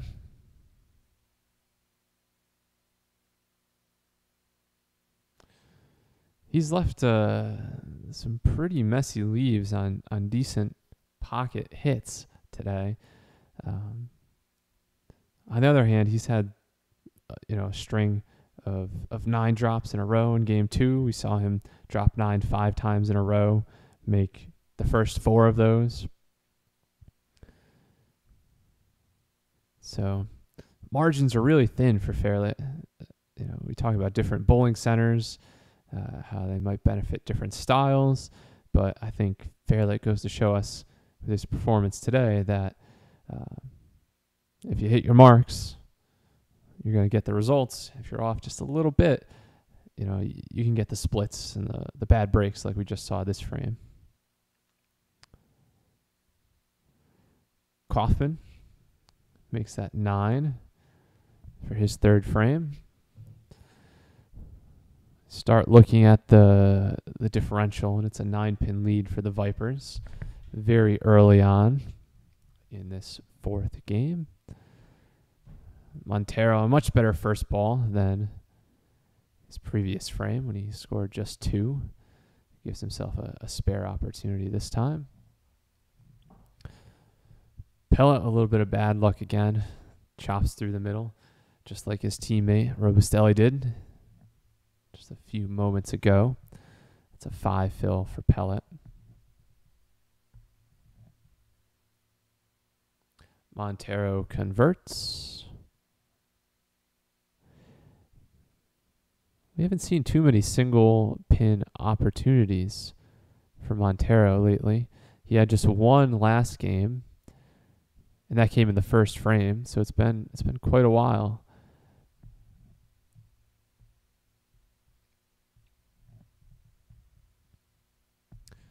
Robustelli looking to rebound after a tough 6 box in his previous frame.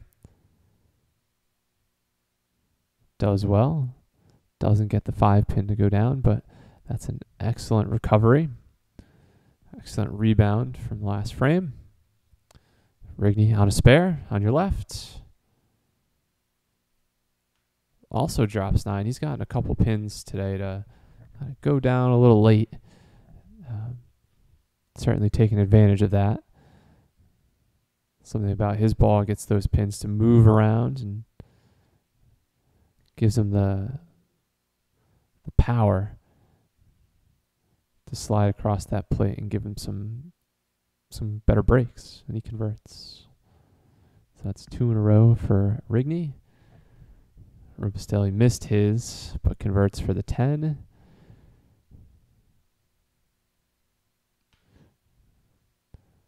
The way we started this match, it seemed like the VALIC Vipers were going to jump out to an early lead. Recently, though, the team of Rigney's 3 has come back. Just a 5-pin differential now between these two teams, and the advantage of some marks for Rigney's 3.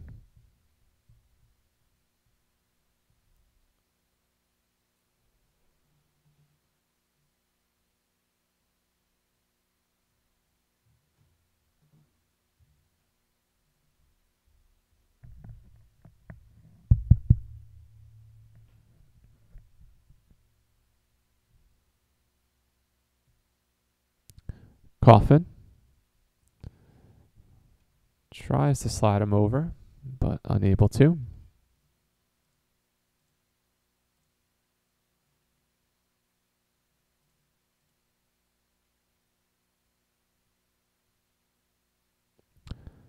Fairlet not too happy with that ball.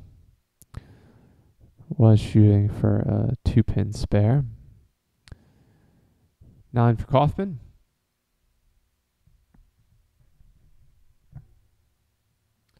And a 10 for Fairlet.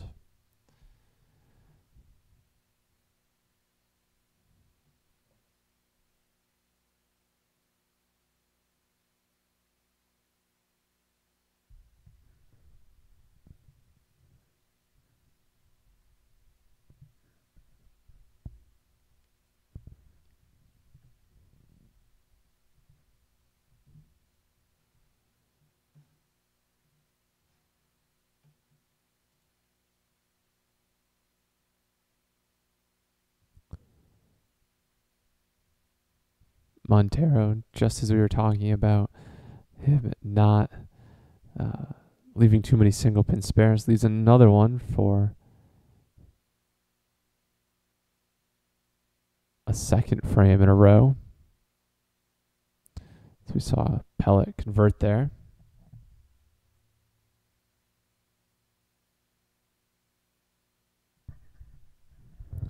Montero unable to make it 2 in a row in terms of conversions.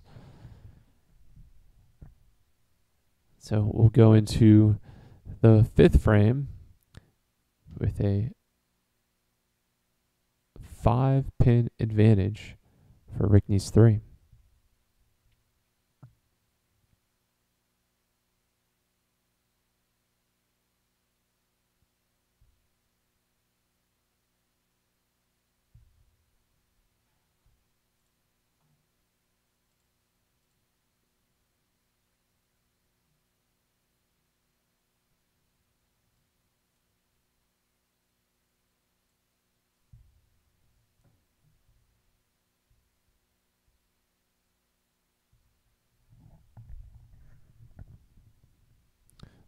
Robustelli comes back and converts single pin opportunity for a spare. He had a tough past 2 frames, but he's back on it now in the 5th. Rigney gets an 8 load, left a really nasty split. I think that was the 2-3. Gets a 10 though. He's got a 2-pin lead over his opponent at the top of the scorecard, Robustelli. But Robustelli does have a spare. Rigney's 3 now leads by 13, but Vipers have 2 spares to work with.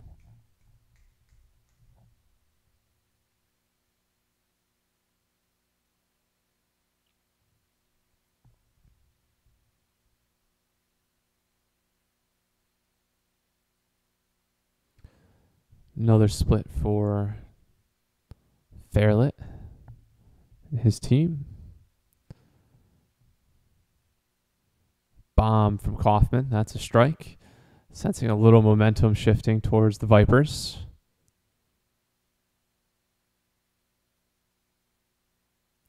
Remember, they have to win this match to stay alive and force a 5th and final game in this 5-game series. Best of 5-game series.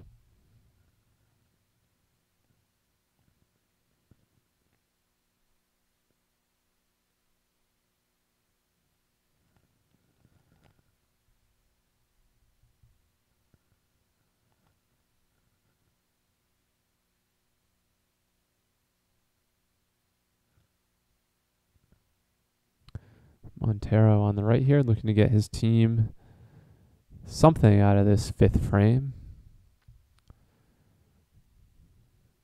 Drops 9. He made one, missed one in the 3rd and 4th. When it comes to single pin conversion.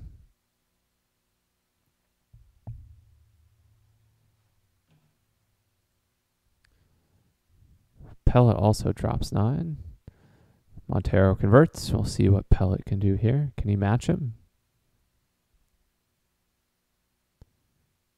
He can't. You see a little frustration out of Pellet here.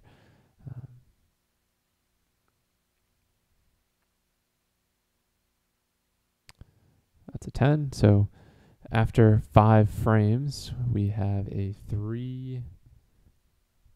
2-pin differential, 2-pin advantage in favor of Rigney's 3.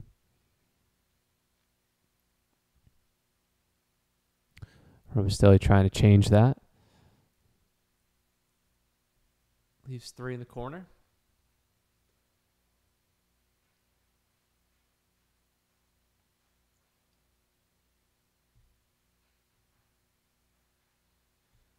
But Rigney comes back with a bomb of his own. He says, take that, Kaufman.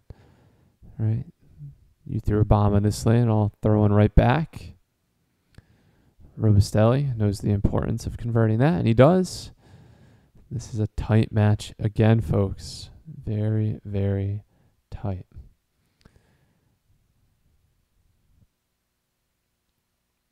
I'm talking about back-to-back strikes today. I talked about that a couple times. Kaufman, an opportunity to grab one of those doubles for his team here. And he does. That's a huge moment in this match, folks. Double for Jim Kaufman.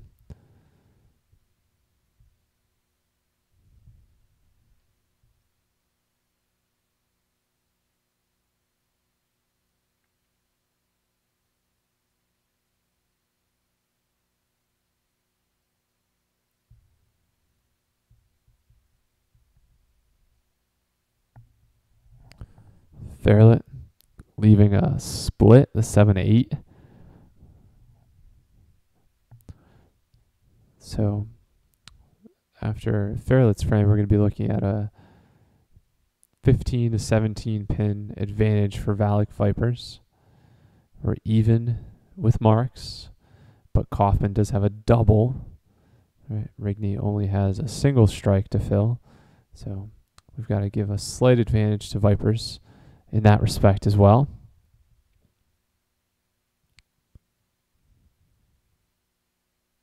Pellet looking to join the party, his teammates, but it's going to be difficult. A little split here. Not impossible to convert this one, but certainly not easy.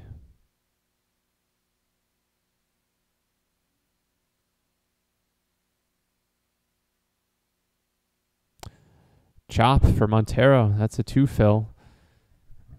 That's going to hurt his team in a time of need here. Pellet converts, so he does join the party after all. That's all marks in the 6th frame for the Vipers, while Rigney gets the only mark in this frame for his side.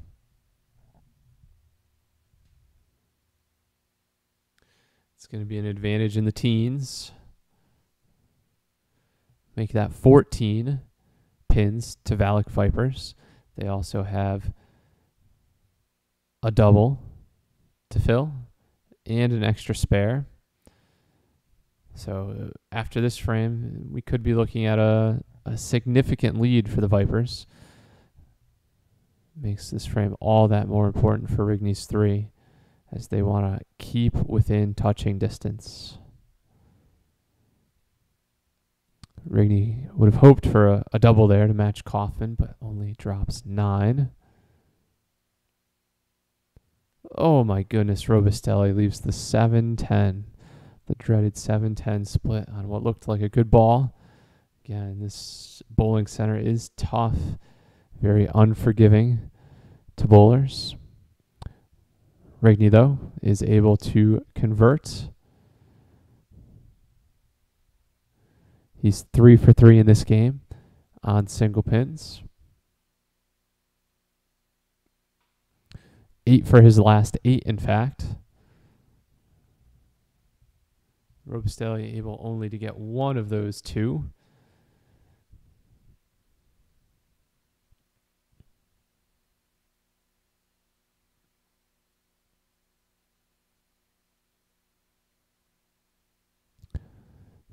Fairlet up now on the right.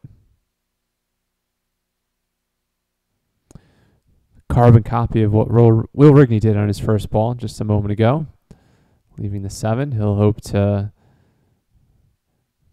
keep that facsimile going and convert this one. But Kaufman, critical ball here.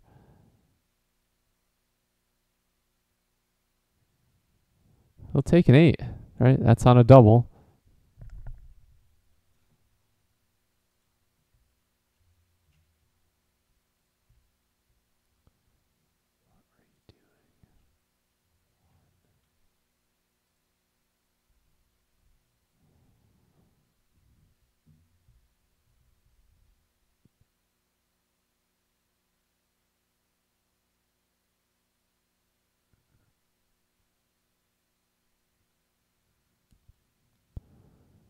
Kaufman tacks on one more to his fill.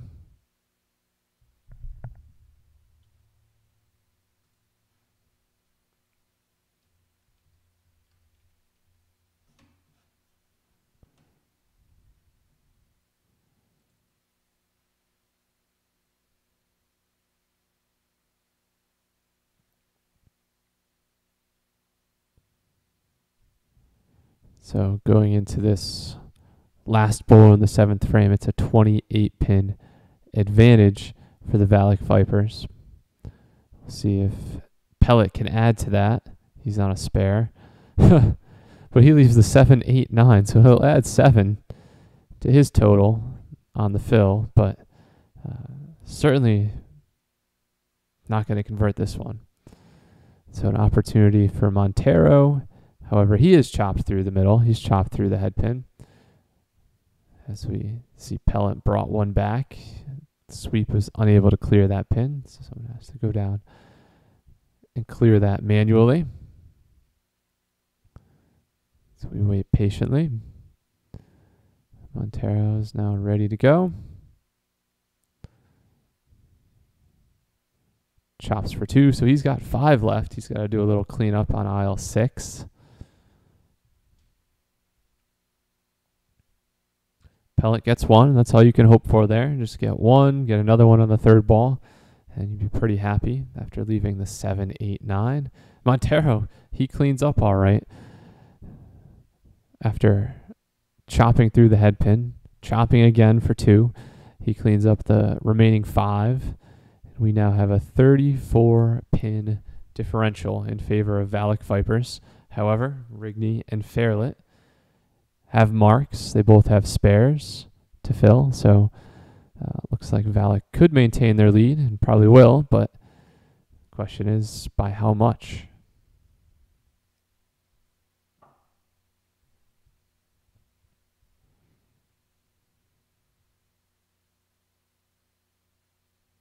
That's an 8 fill for Rigney. Robustelli we saw chop through the head pin, sensing some momentum shifting to Rigney's 3.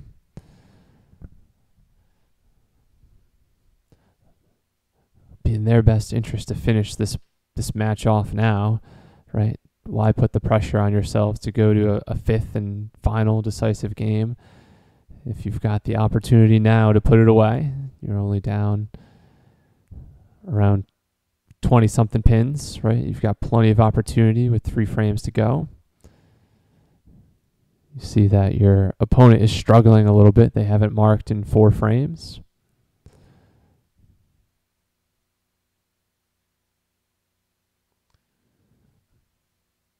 So after that one, it's a 25-pin lead for the Vipers.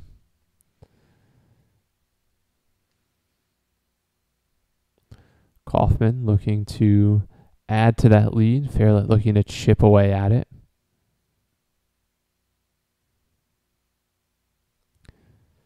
Fairlet is on a spare, so likely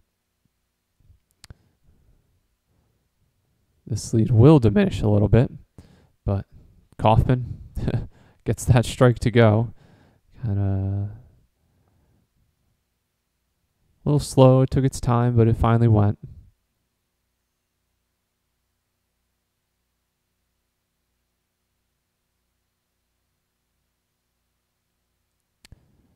Fairlet doesn't get his to go. He's dropped 9, but that's a good fill on a spare. So the differential now is just 17. Fairlet will want to convert this one as his opponent, Kaufman, has a strike. So keep pace. He'll need to grab this single pin spare, and he does. So 17 pin differential. We're even on marks.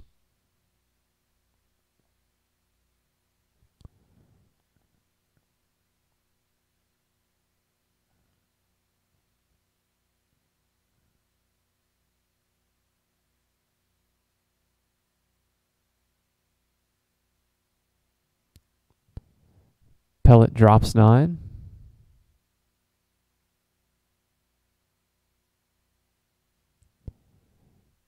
And Montero also drops 9. Both opportunities to mark. Pellet gets his, putting a little pressure on Montero.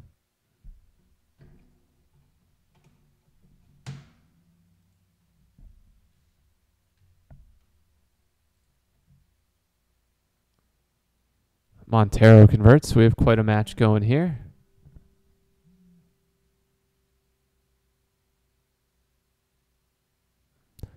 .26 pin. No, I'm sorry. I haven't calculated Montero's frame yet. 16 pin advantage for Vipers. Even on marks. Ooh, Rigney almost gets what we call a backdoor strike. Come through. He's off the head pin, but still drops 9. He's been nearly perfect today. He's 8 for his last 8 on single pin conversions as we see Robustelli come back with an emphatic strike, gets them to mix, and they go. It makes this conversion all the more important for Rigney. And he misses. Right. Bound to. He's 8 for 8. 8 for his past 8. And if we look at single pin conversion percentages, Kyle Shaw led the way this season with an 80% conversion rate.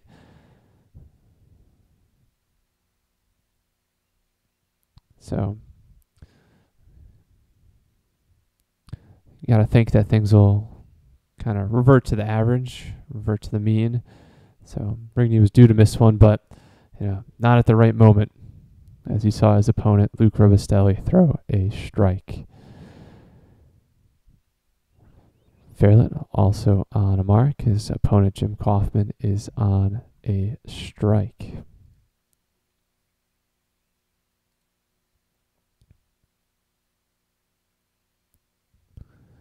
We saw Andy Fairlet catch a double last game. That was pretty pivotal. Can Kaufman do the same in this game? Answer is no. That's a very, very messy looking situation there. Only 5 on the first ball for Kaufman.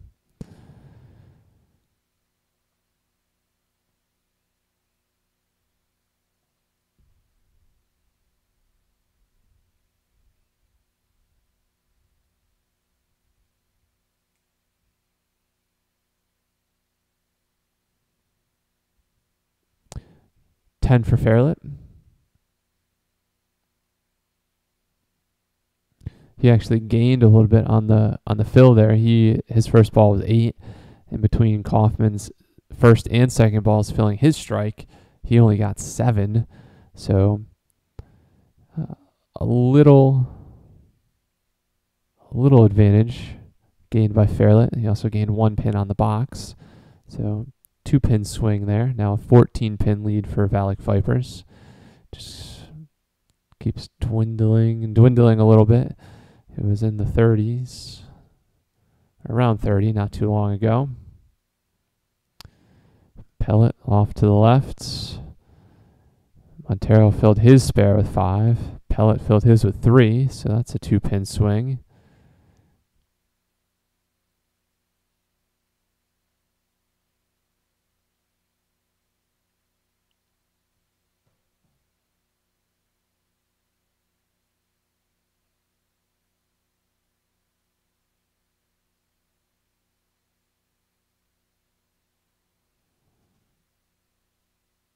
$10 for Montero and 10 for Pellet.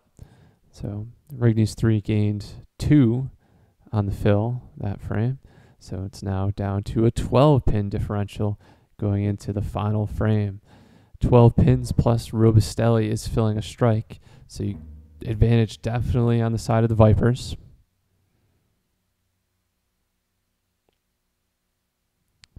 But 12 is not a lot to overcome in one frame. It can certainly be done. We've seen swings bigger than that.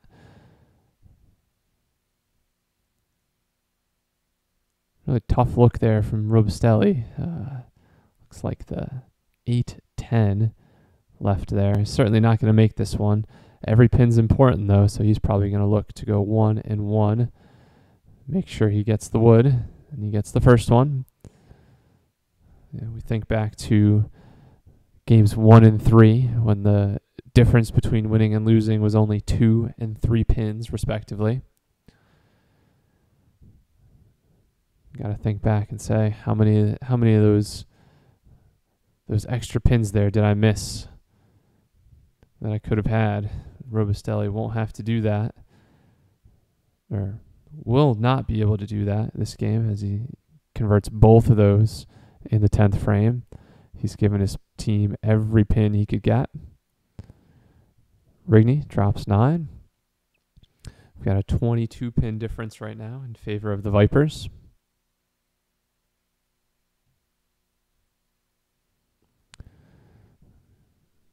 Important ball for Rigney. And he gets it.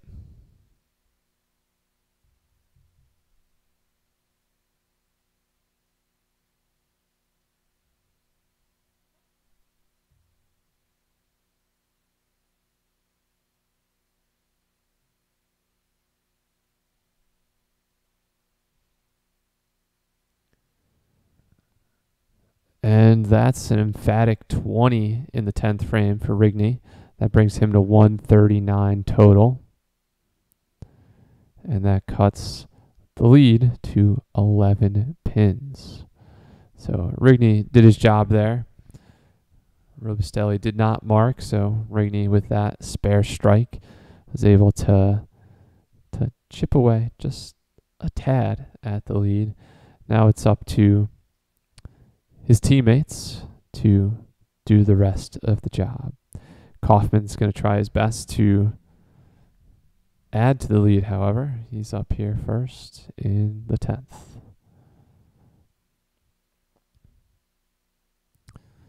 Gets him to fly around, but leaves the 5. Again in the 10th frame in the Pro League here. The bowler on the left is able to allow the bowler on the right to finish the entire frame before he steps up to bowl his.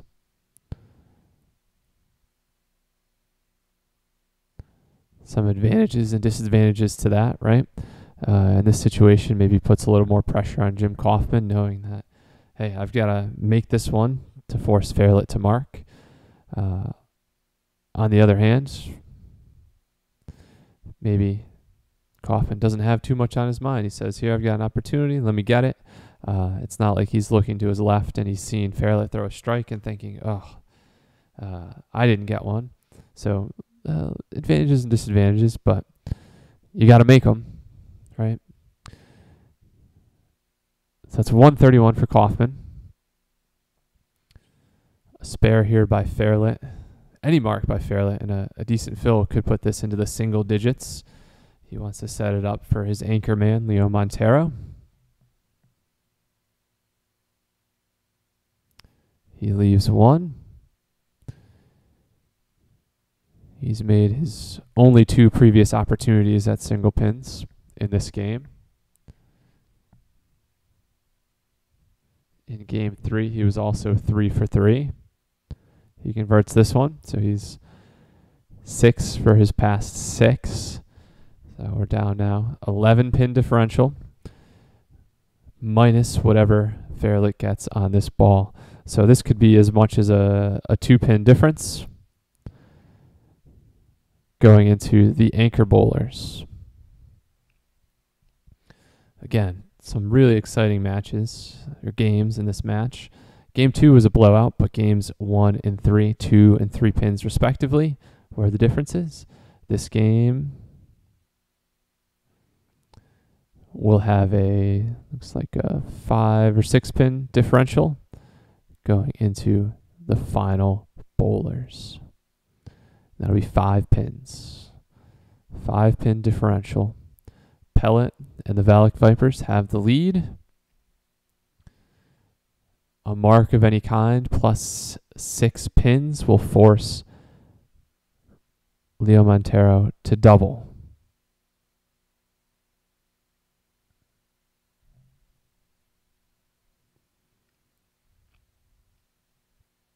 If Pellet does not mark, Montero will only need a spare or strike and some fill. So this ball right here is critical. And Pellet does convert. So if he can put 6 pins on the spare, he'll force Montero to double to give his team a chance. That's 9. So Montero will need to get 24 pins. That's a double.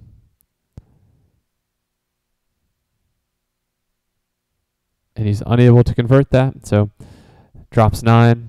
Even if he gets a mark here, he can make it close, but will not be able to lead his team to a victory here. So we're heading to the 5th and final decisive match. It's 2-2.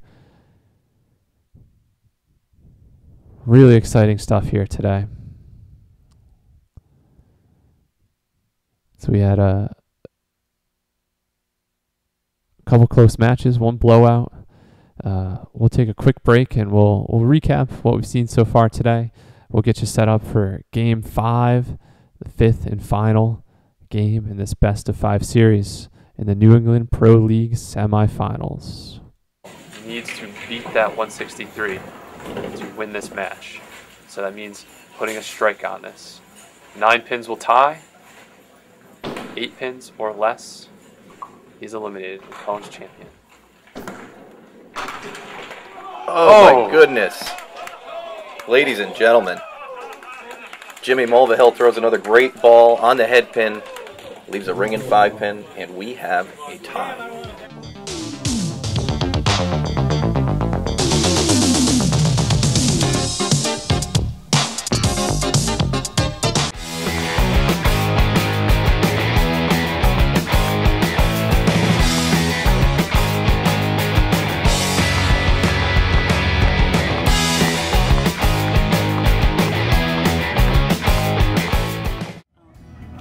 Become the biggest problem solver I ever know, you know. He's just, okay, I want to do that, so we're just going to figure out how we're going to do it. And honestly, I don't know how he figured out how to do the duck pin, but everybody tells me it's simply amazing. He just figured it out on his own. Mulvihill needs to beat that 163 to win this match. So that means putting a strike on this. 9 pins will tie. 8 pins or less, he's eliminated and becomes champion. Oh my goodness. Ladies and gentlemen, Jimmy Mulvihill throws another great ball on the head pin, leaves a ringing 5 pin, and we have a tie.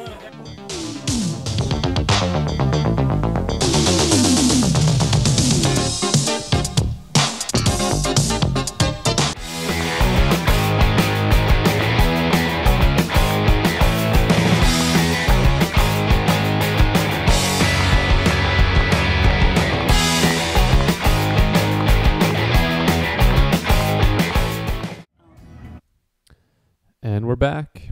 It's the 5th and final game of this series. It's Rigney's 3 versus the VALIC Vipers in the New England Pro League semifinals. Quick recap for you of the first 4 games.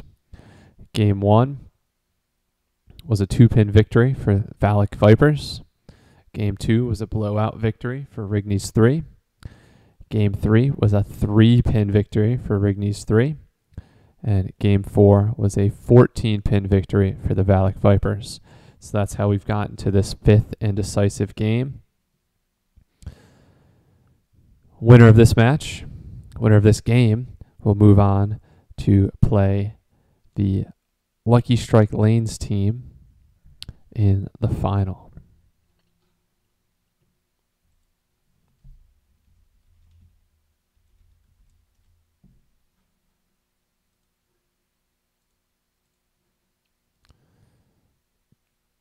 Slow start for both teams in this 5th and final match.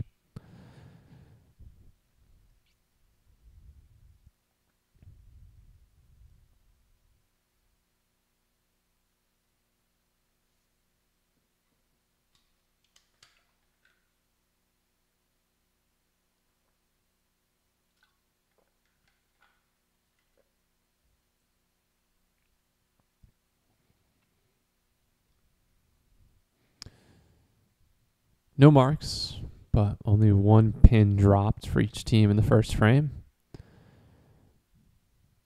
It's now a 9-frame match, 9-frame game.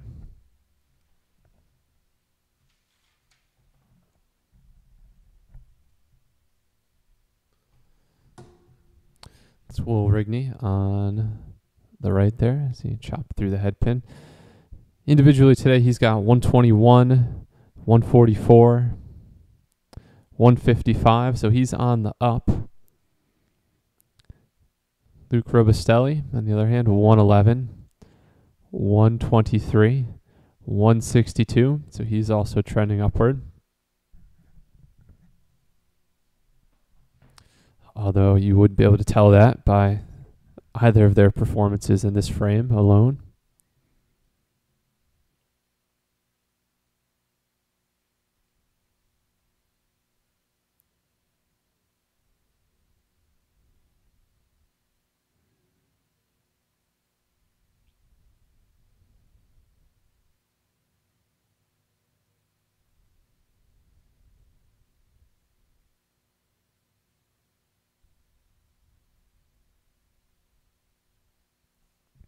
Fairlet on the right-hand side of your screen.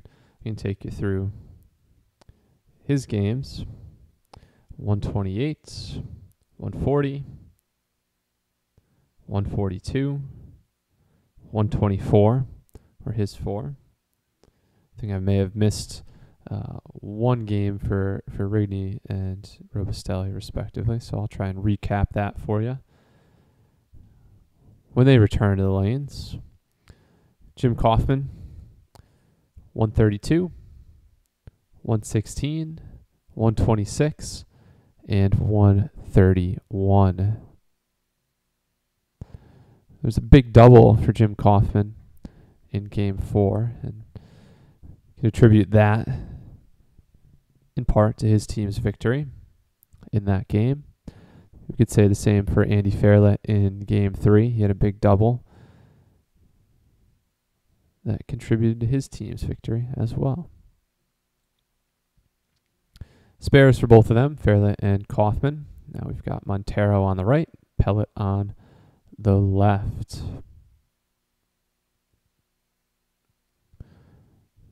Montero scored 120, 164, 116, and 115. So struggled a little bit with the exception of that second game when he had 8 out of 10 marks. Started off with the first 6. Open, spare, spare, open in that game. Eric Pellet, 128, 128, 122, 130.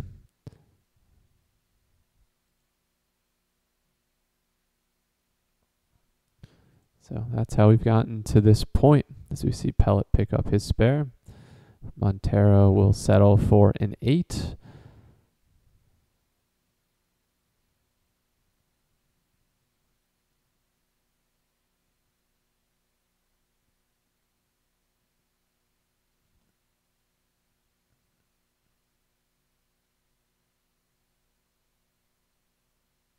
There's a strike for Luke Robustelli. He's back on it, getting off to a start in this 5th game.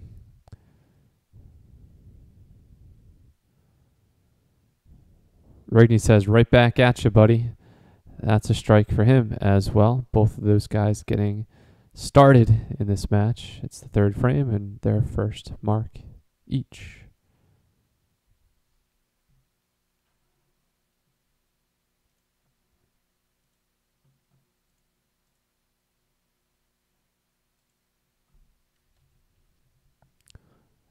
Kaufman and Fairlet both looking to fill spares.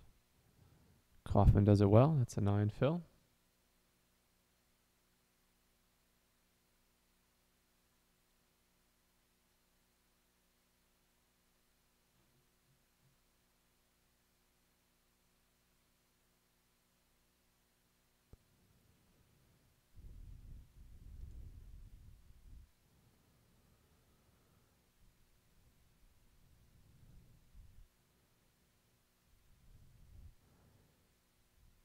Kaufman unable to convert that single there.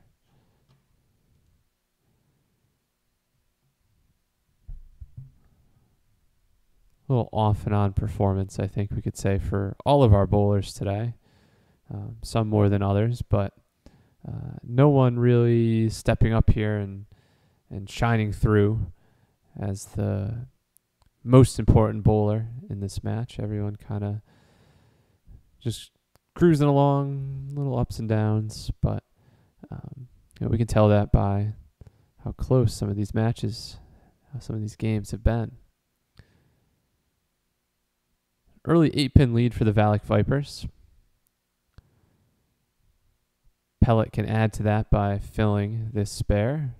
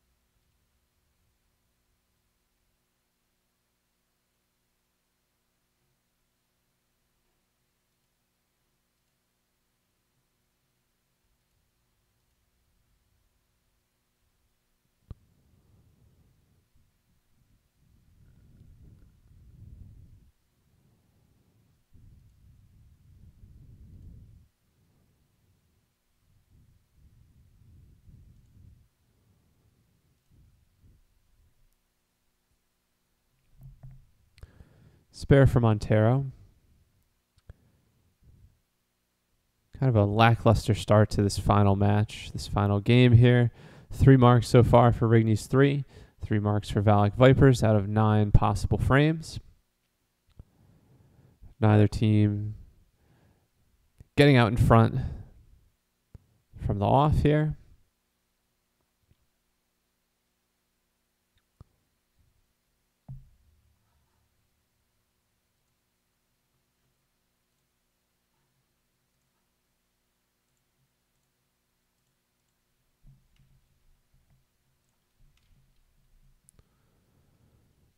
$10 for Rigney and 9 for Robustelli. Early 12-pin lead for the VALIC Vipers. Neither team looking real convincing so far in the last game here. This is a big one. Winner of this match moves on to the New England Pro League Finals to play Lucky Strike Lanes. That Lucky Strike Lanes team features one of the top bowlers in the country, Kyle Shaw.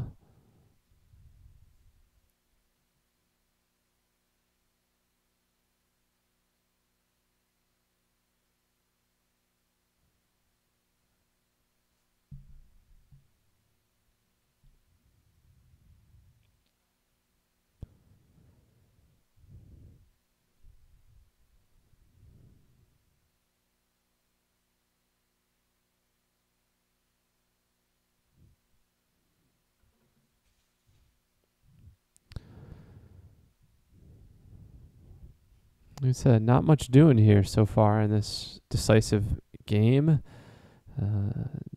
Nobody grabbing this one by the scruff of the neck. It's not a duel, it's not a shootout, but it's going to be a knockdown, drag out, get everything you can get type match. A working man's match, some might call this.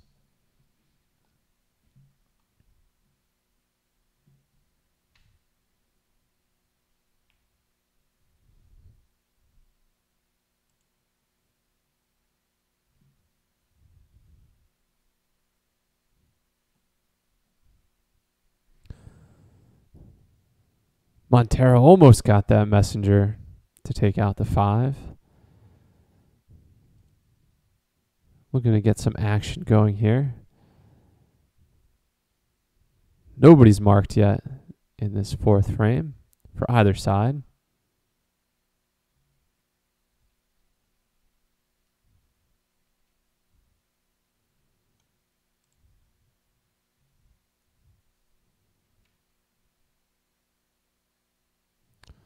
Montero changes that with a spare.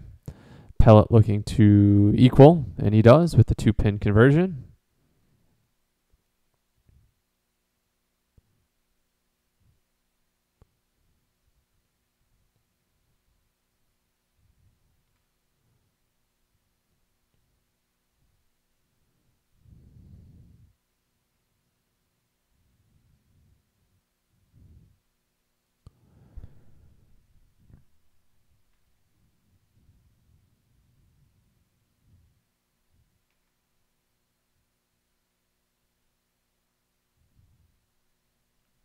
Through 4 games, Rigney's 3 shot 1598. That is well shy of their season average of 1669. All right, a good 71 pins away. So not performing up to their average today. And neither are the VALIC Vipers. Through 4, they had 1540. Their season average 1651. So they're even further away, over 100 pins away from their season average. So we're not seeing quite what we're used to out of either of these teams today. It's been a tough match, though. Right? And some might attribute a lot of that to the bowling center. Right? Holiday Lanes has notoriously become one of the toughest houses, one of the toughest bowling centers in New England, maybe even in the entire country to bowl at and score well.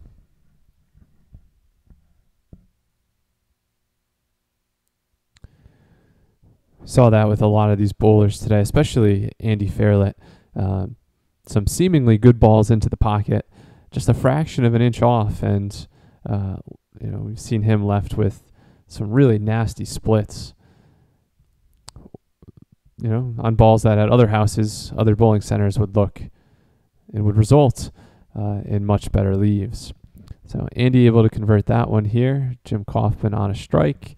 Finally seeing some marks come our way here in the 5th and final game of this semifinal match.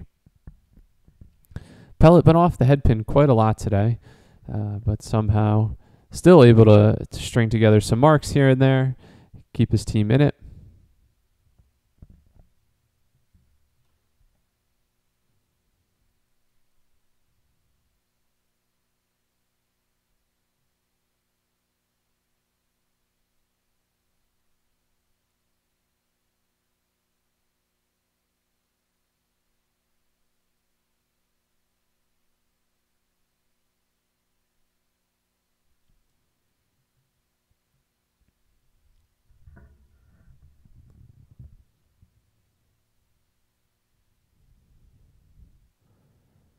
Montero was looking to make that 3 single pin conversions in a row, but is unable to. Pellet comes away with a 10, as does Montero. So as things stand through 5 frames, we have a 1 pin difference. What else would we expect today? We had 1 blowout game, and the rest have been extremely close throughout. 1 pin advantage to VALIC Vipers.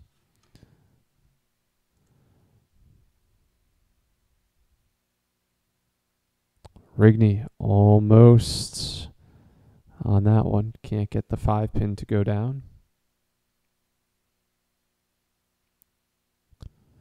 Robustelli a little heavy, but leaves a makeable 2 pinner.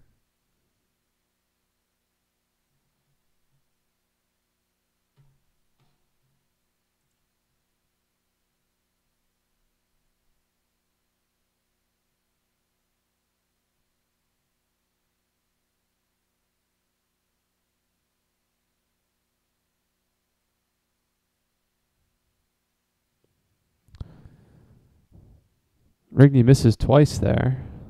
Uncharacteristic of him.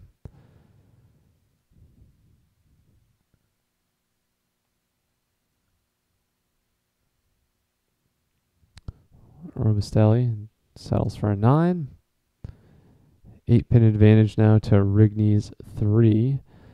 Teams are now even with marks. Fairlit up now has a spare to fill, whereas Jim Kaufman on the left will have a strike to fill.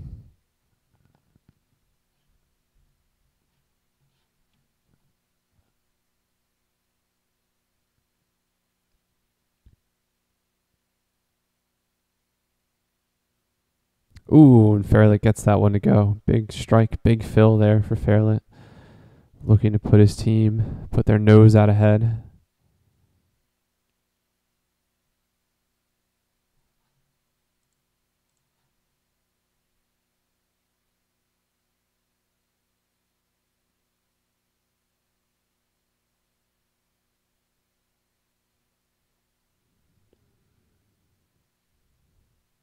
Big ball for Kaufman here. After a 2 on the first ball, he's still filling that strike. So he wants to grab as many as he can get. He does. That's a 9 fill. He's going to lose a little ground here to Fairlit, but not too much. So the lead for Rigney's 3 is going to be in the teens, or just about 10 now exactly. So we're a little more than halfway. So we'll take a quick break. We'll come back. We'll wrap up this match. Really exciting, close, final match. Game 5.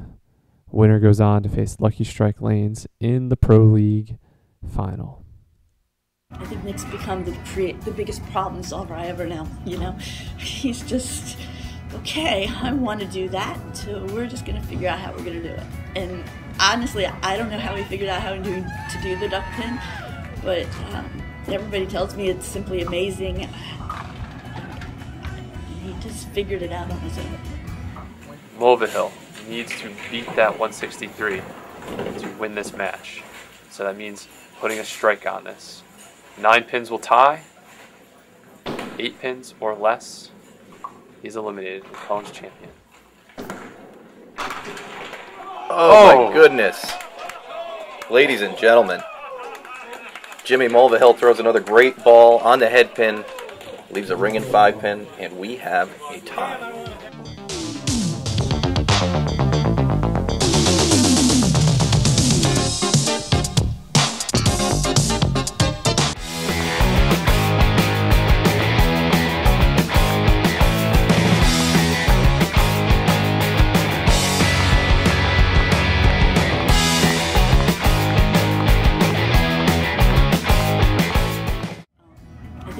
become the biggest problem solver I ever know, you know?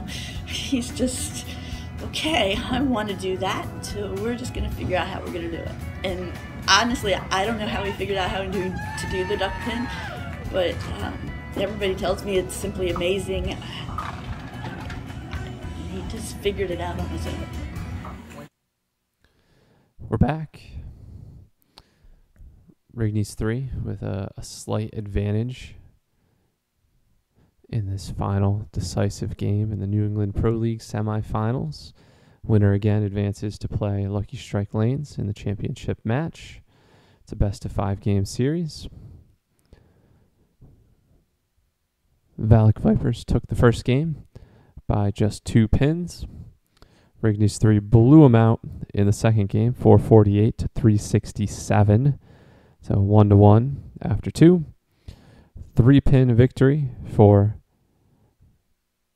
Rigney's 3 again in match 3. Just edged them out 413 to 410. VALIC Vipers with their backs against the wall had to win the 4th game and did, 392 to 378. And now we're in the 5th and final game of this best-of-5 series. Winner advances.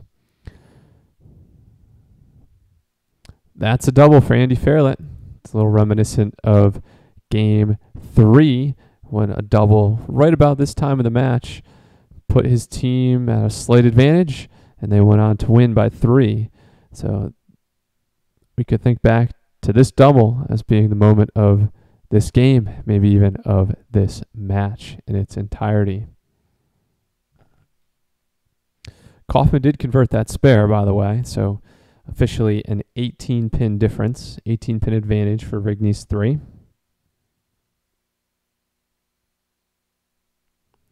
Pellet drops 9 there.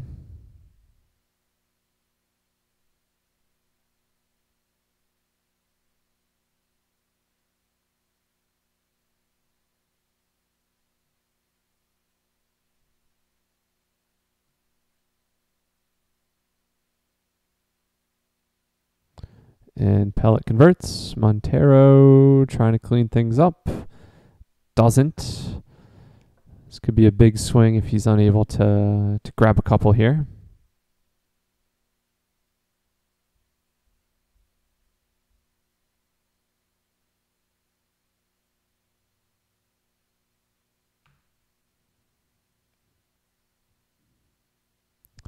He does grab 4 more, so even 20-pin difference.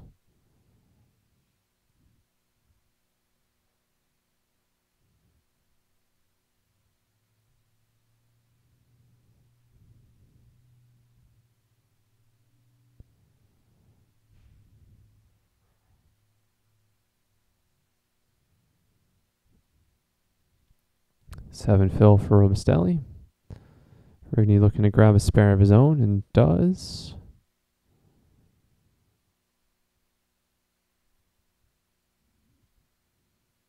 Ooh. Difficult opportunity for Robustelli. Almost converts, but not quite. He gets this one here, and that's going to be a 13-pin difference. Even on marks, Rigney has a spare, Fairlett on a strike, but that's a double, in fact. Kaufman and Pellet each have a spare, so we've got a 13-pin lead for Rigney's 3 and a slight advantage on the marks. This particular ball here is critical to this match. It counts double. Let's see what Fairlett can do.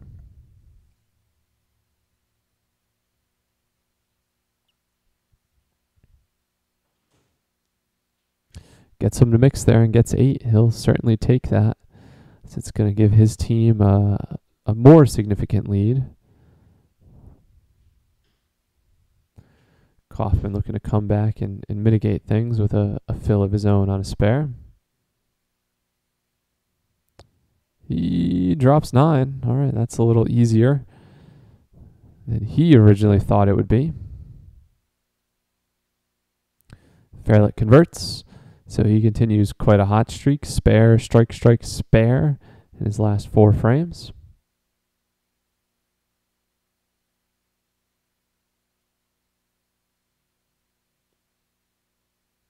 Kaufman unable to convert. So VALIC Vipers, they had their backs against the wall in Game 4. They had to win. They came through, and their backs are squarely against the wall in this 5th and final game. They're down 23 at the moment. They're also down 1 mark. Rigney and Fairlet have spares to fill on that side, whereas Pellet is the only one with a spare to fill for his team. Not impossible to overcome this deficit, but it certainly will not be easy against the caliber of competition that is Rigney's 3.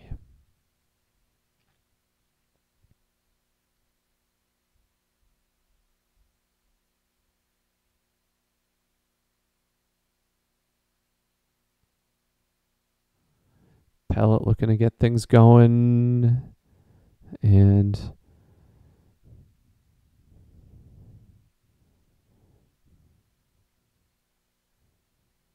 only six for him. 6.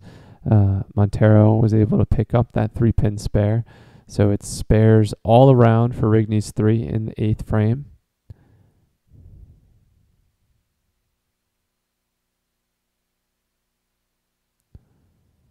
Pellet finishes that one with 9. So while it is only an 18-pin difference, Rigney's 3 is going to add to that lead as they fill their 3 spares. VALIC Vipers in the 8th frame, no marks at all. So they're making it a little tougher on themselves to come back in this one. 2 frames to go, though. Anything can happen still.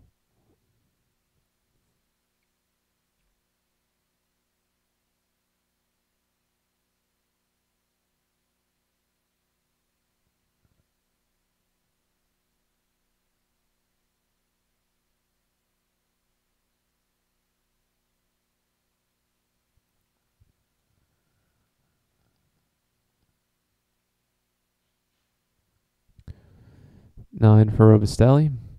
Struggling this game, only 99 through 9 frames.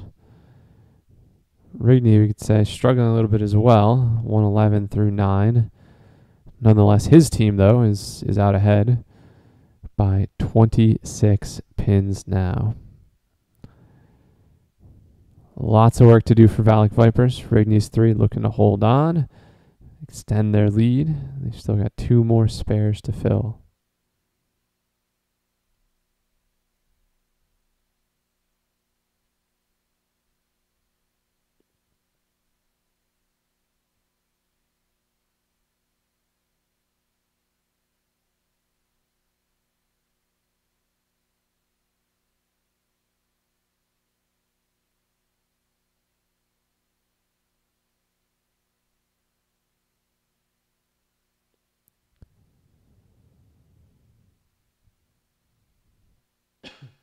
Fairlet, 9. Adding to the lead. It's getting bigger and bigger, and almost to the point where we can say it looks insurmountable for VALIC Vipers to overcome this difference. It's been close all the way along, and I think we can say that 8th frame was the difference. Fairlet was filling a double when he stepped up in the 8th. He filled it well with 8. His other teammates had spares, whereas VALIC Vipers went silent in the 8th and thus far have been silent in the 9th.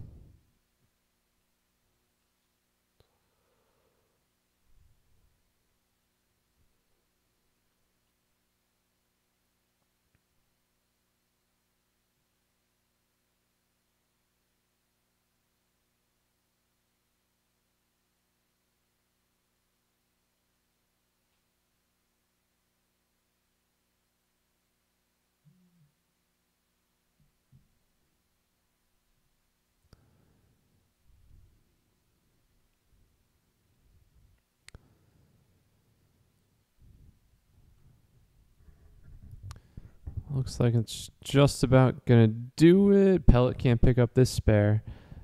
So it looks extremely unlikely that VALIC can come back, especially after Montero picks up that spare.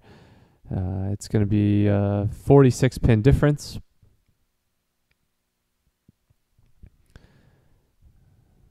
That means that each bowler is going to have to make up at least 15 pins. So if, for example, if Rigney went up and got a 10, Robustelli would have to get up and get 25. So that's without their opponent's marking. Each bowler getting at least a double is highly unlikely. So I have to unofficially crown Rigney's 3 the winners of this match and advance them to the championship to face Lucky Strike Lanes.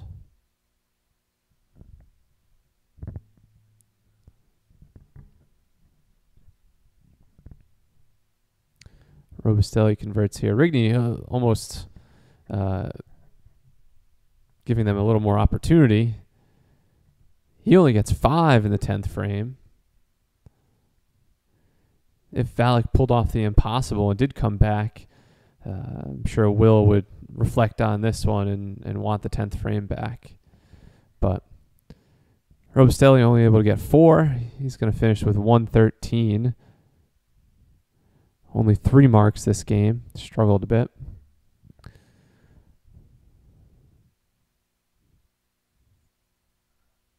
.37 pin difference now.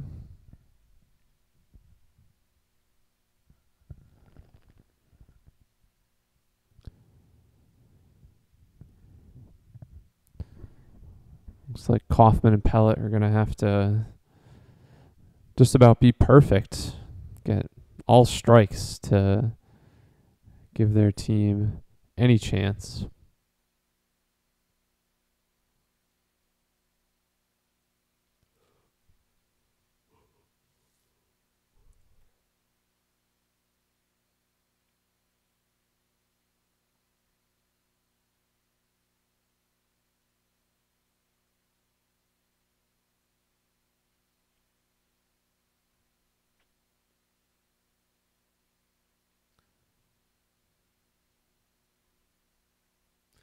Fairlit finishing things up here. 147 for him.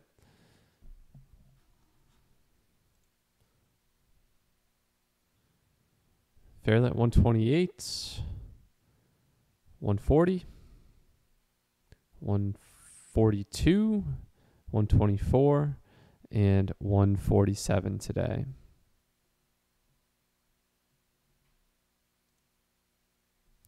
Kaufman stepping up now. Again, we said he's going to need to be just about perfect here in this last frame.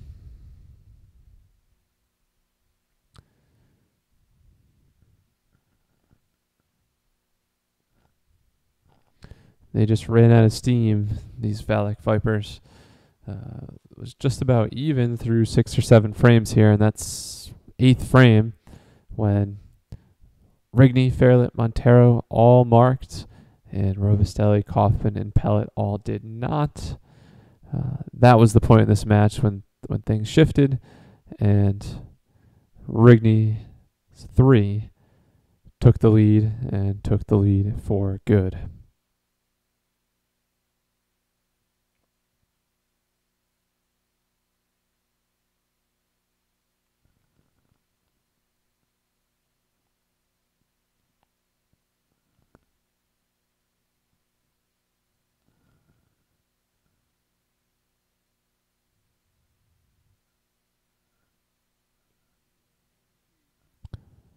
I think we're just waiting for a reset here. So while we do that, we'll take a quick break. Then we'll come back. We'll wrap things up here and call it a day. Rigney's 3 with a big lead, 46 pins, going into the last couple of moments here. Mulvihill needs to beat that 163 to win this match. So that means putting a strike on this. 9 pins will tie.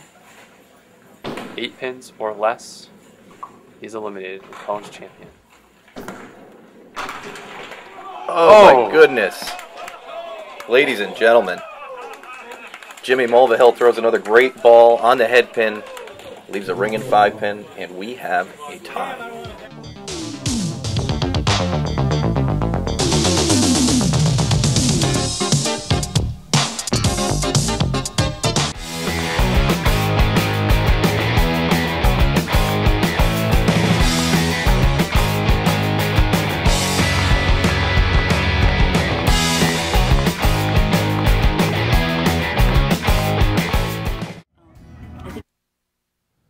All right, we're back. Still waiting for a reset here for Jim Kaufman. Can't take timeouts in Duckman bowling, but lane problems occasionally can result in a bowler being iced.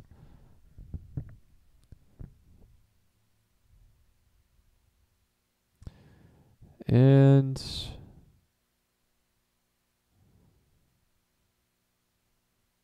not quite mathematically eliminated yet.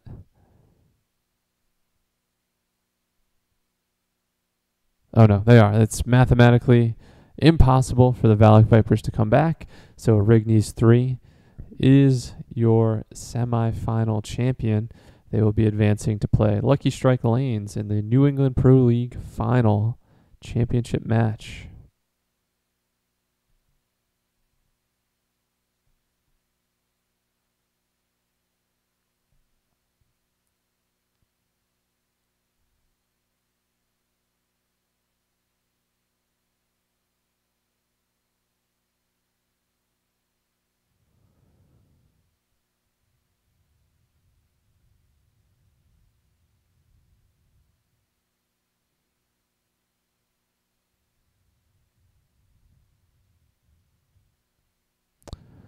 So just a formality now. Montero and Pellet have to get up there and throw their final boxes.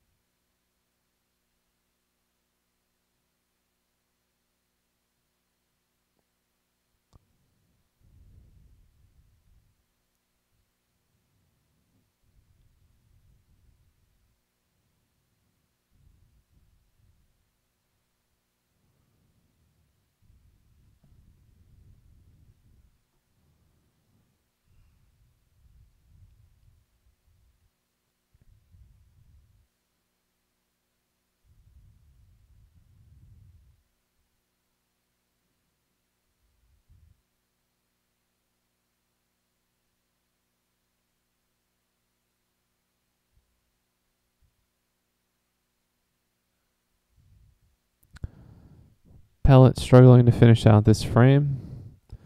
Certainly disappointed that his team came all this way and was unable to cash in this final game of the 5-game match. Little revenge, though, for the VALIC Vipers, or I'm sorry, for Rigney's 3, who were defeated in last year's semifinals 3-2 by the VALIC Vipers. They are moving on to the championship match for the first time to face another first-time finals appearance in Lucky Strike Lanes. So that's it. Officially a 33-pin victory for Rigney's 3. Won this match 3-2. They will take on Lucky Strike Lanes in the championship match.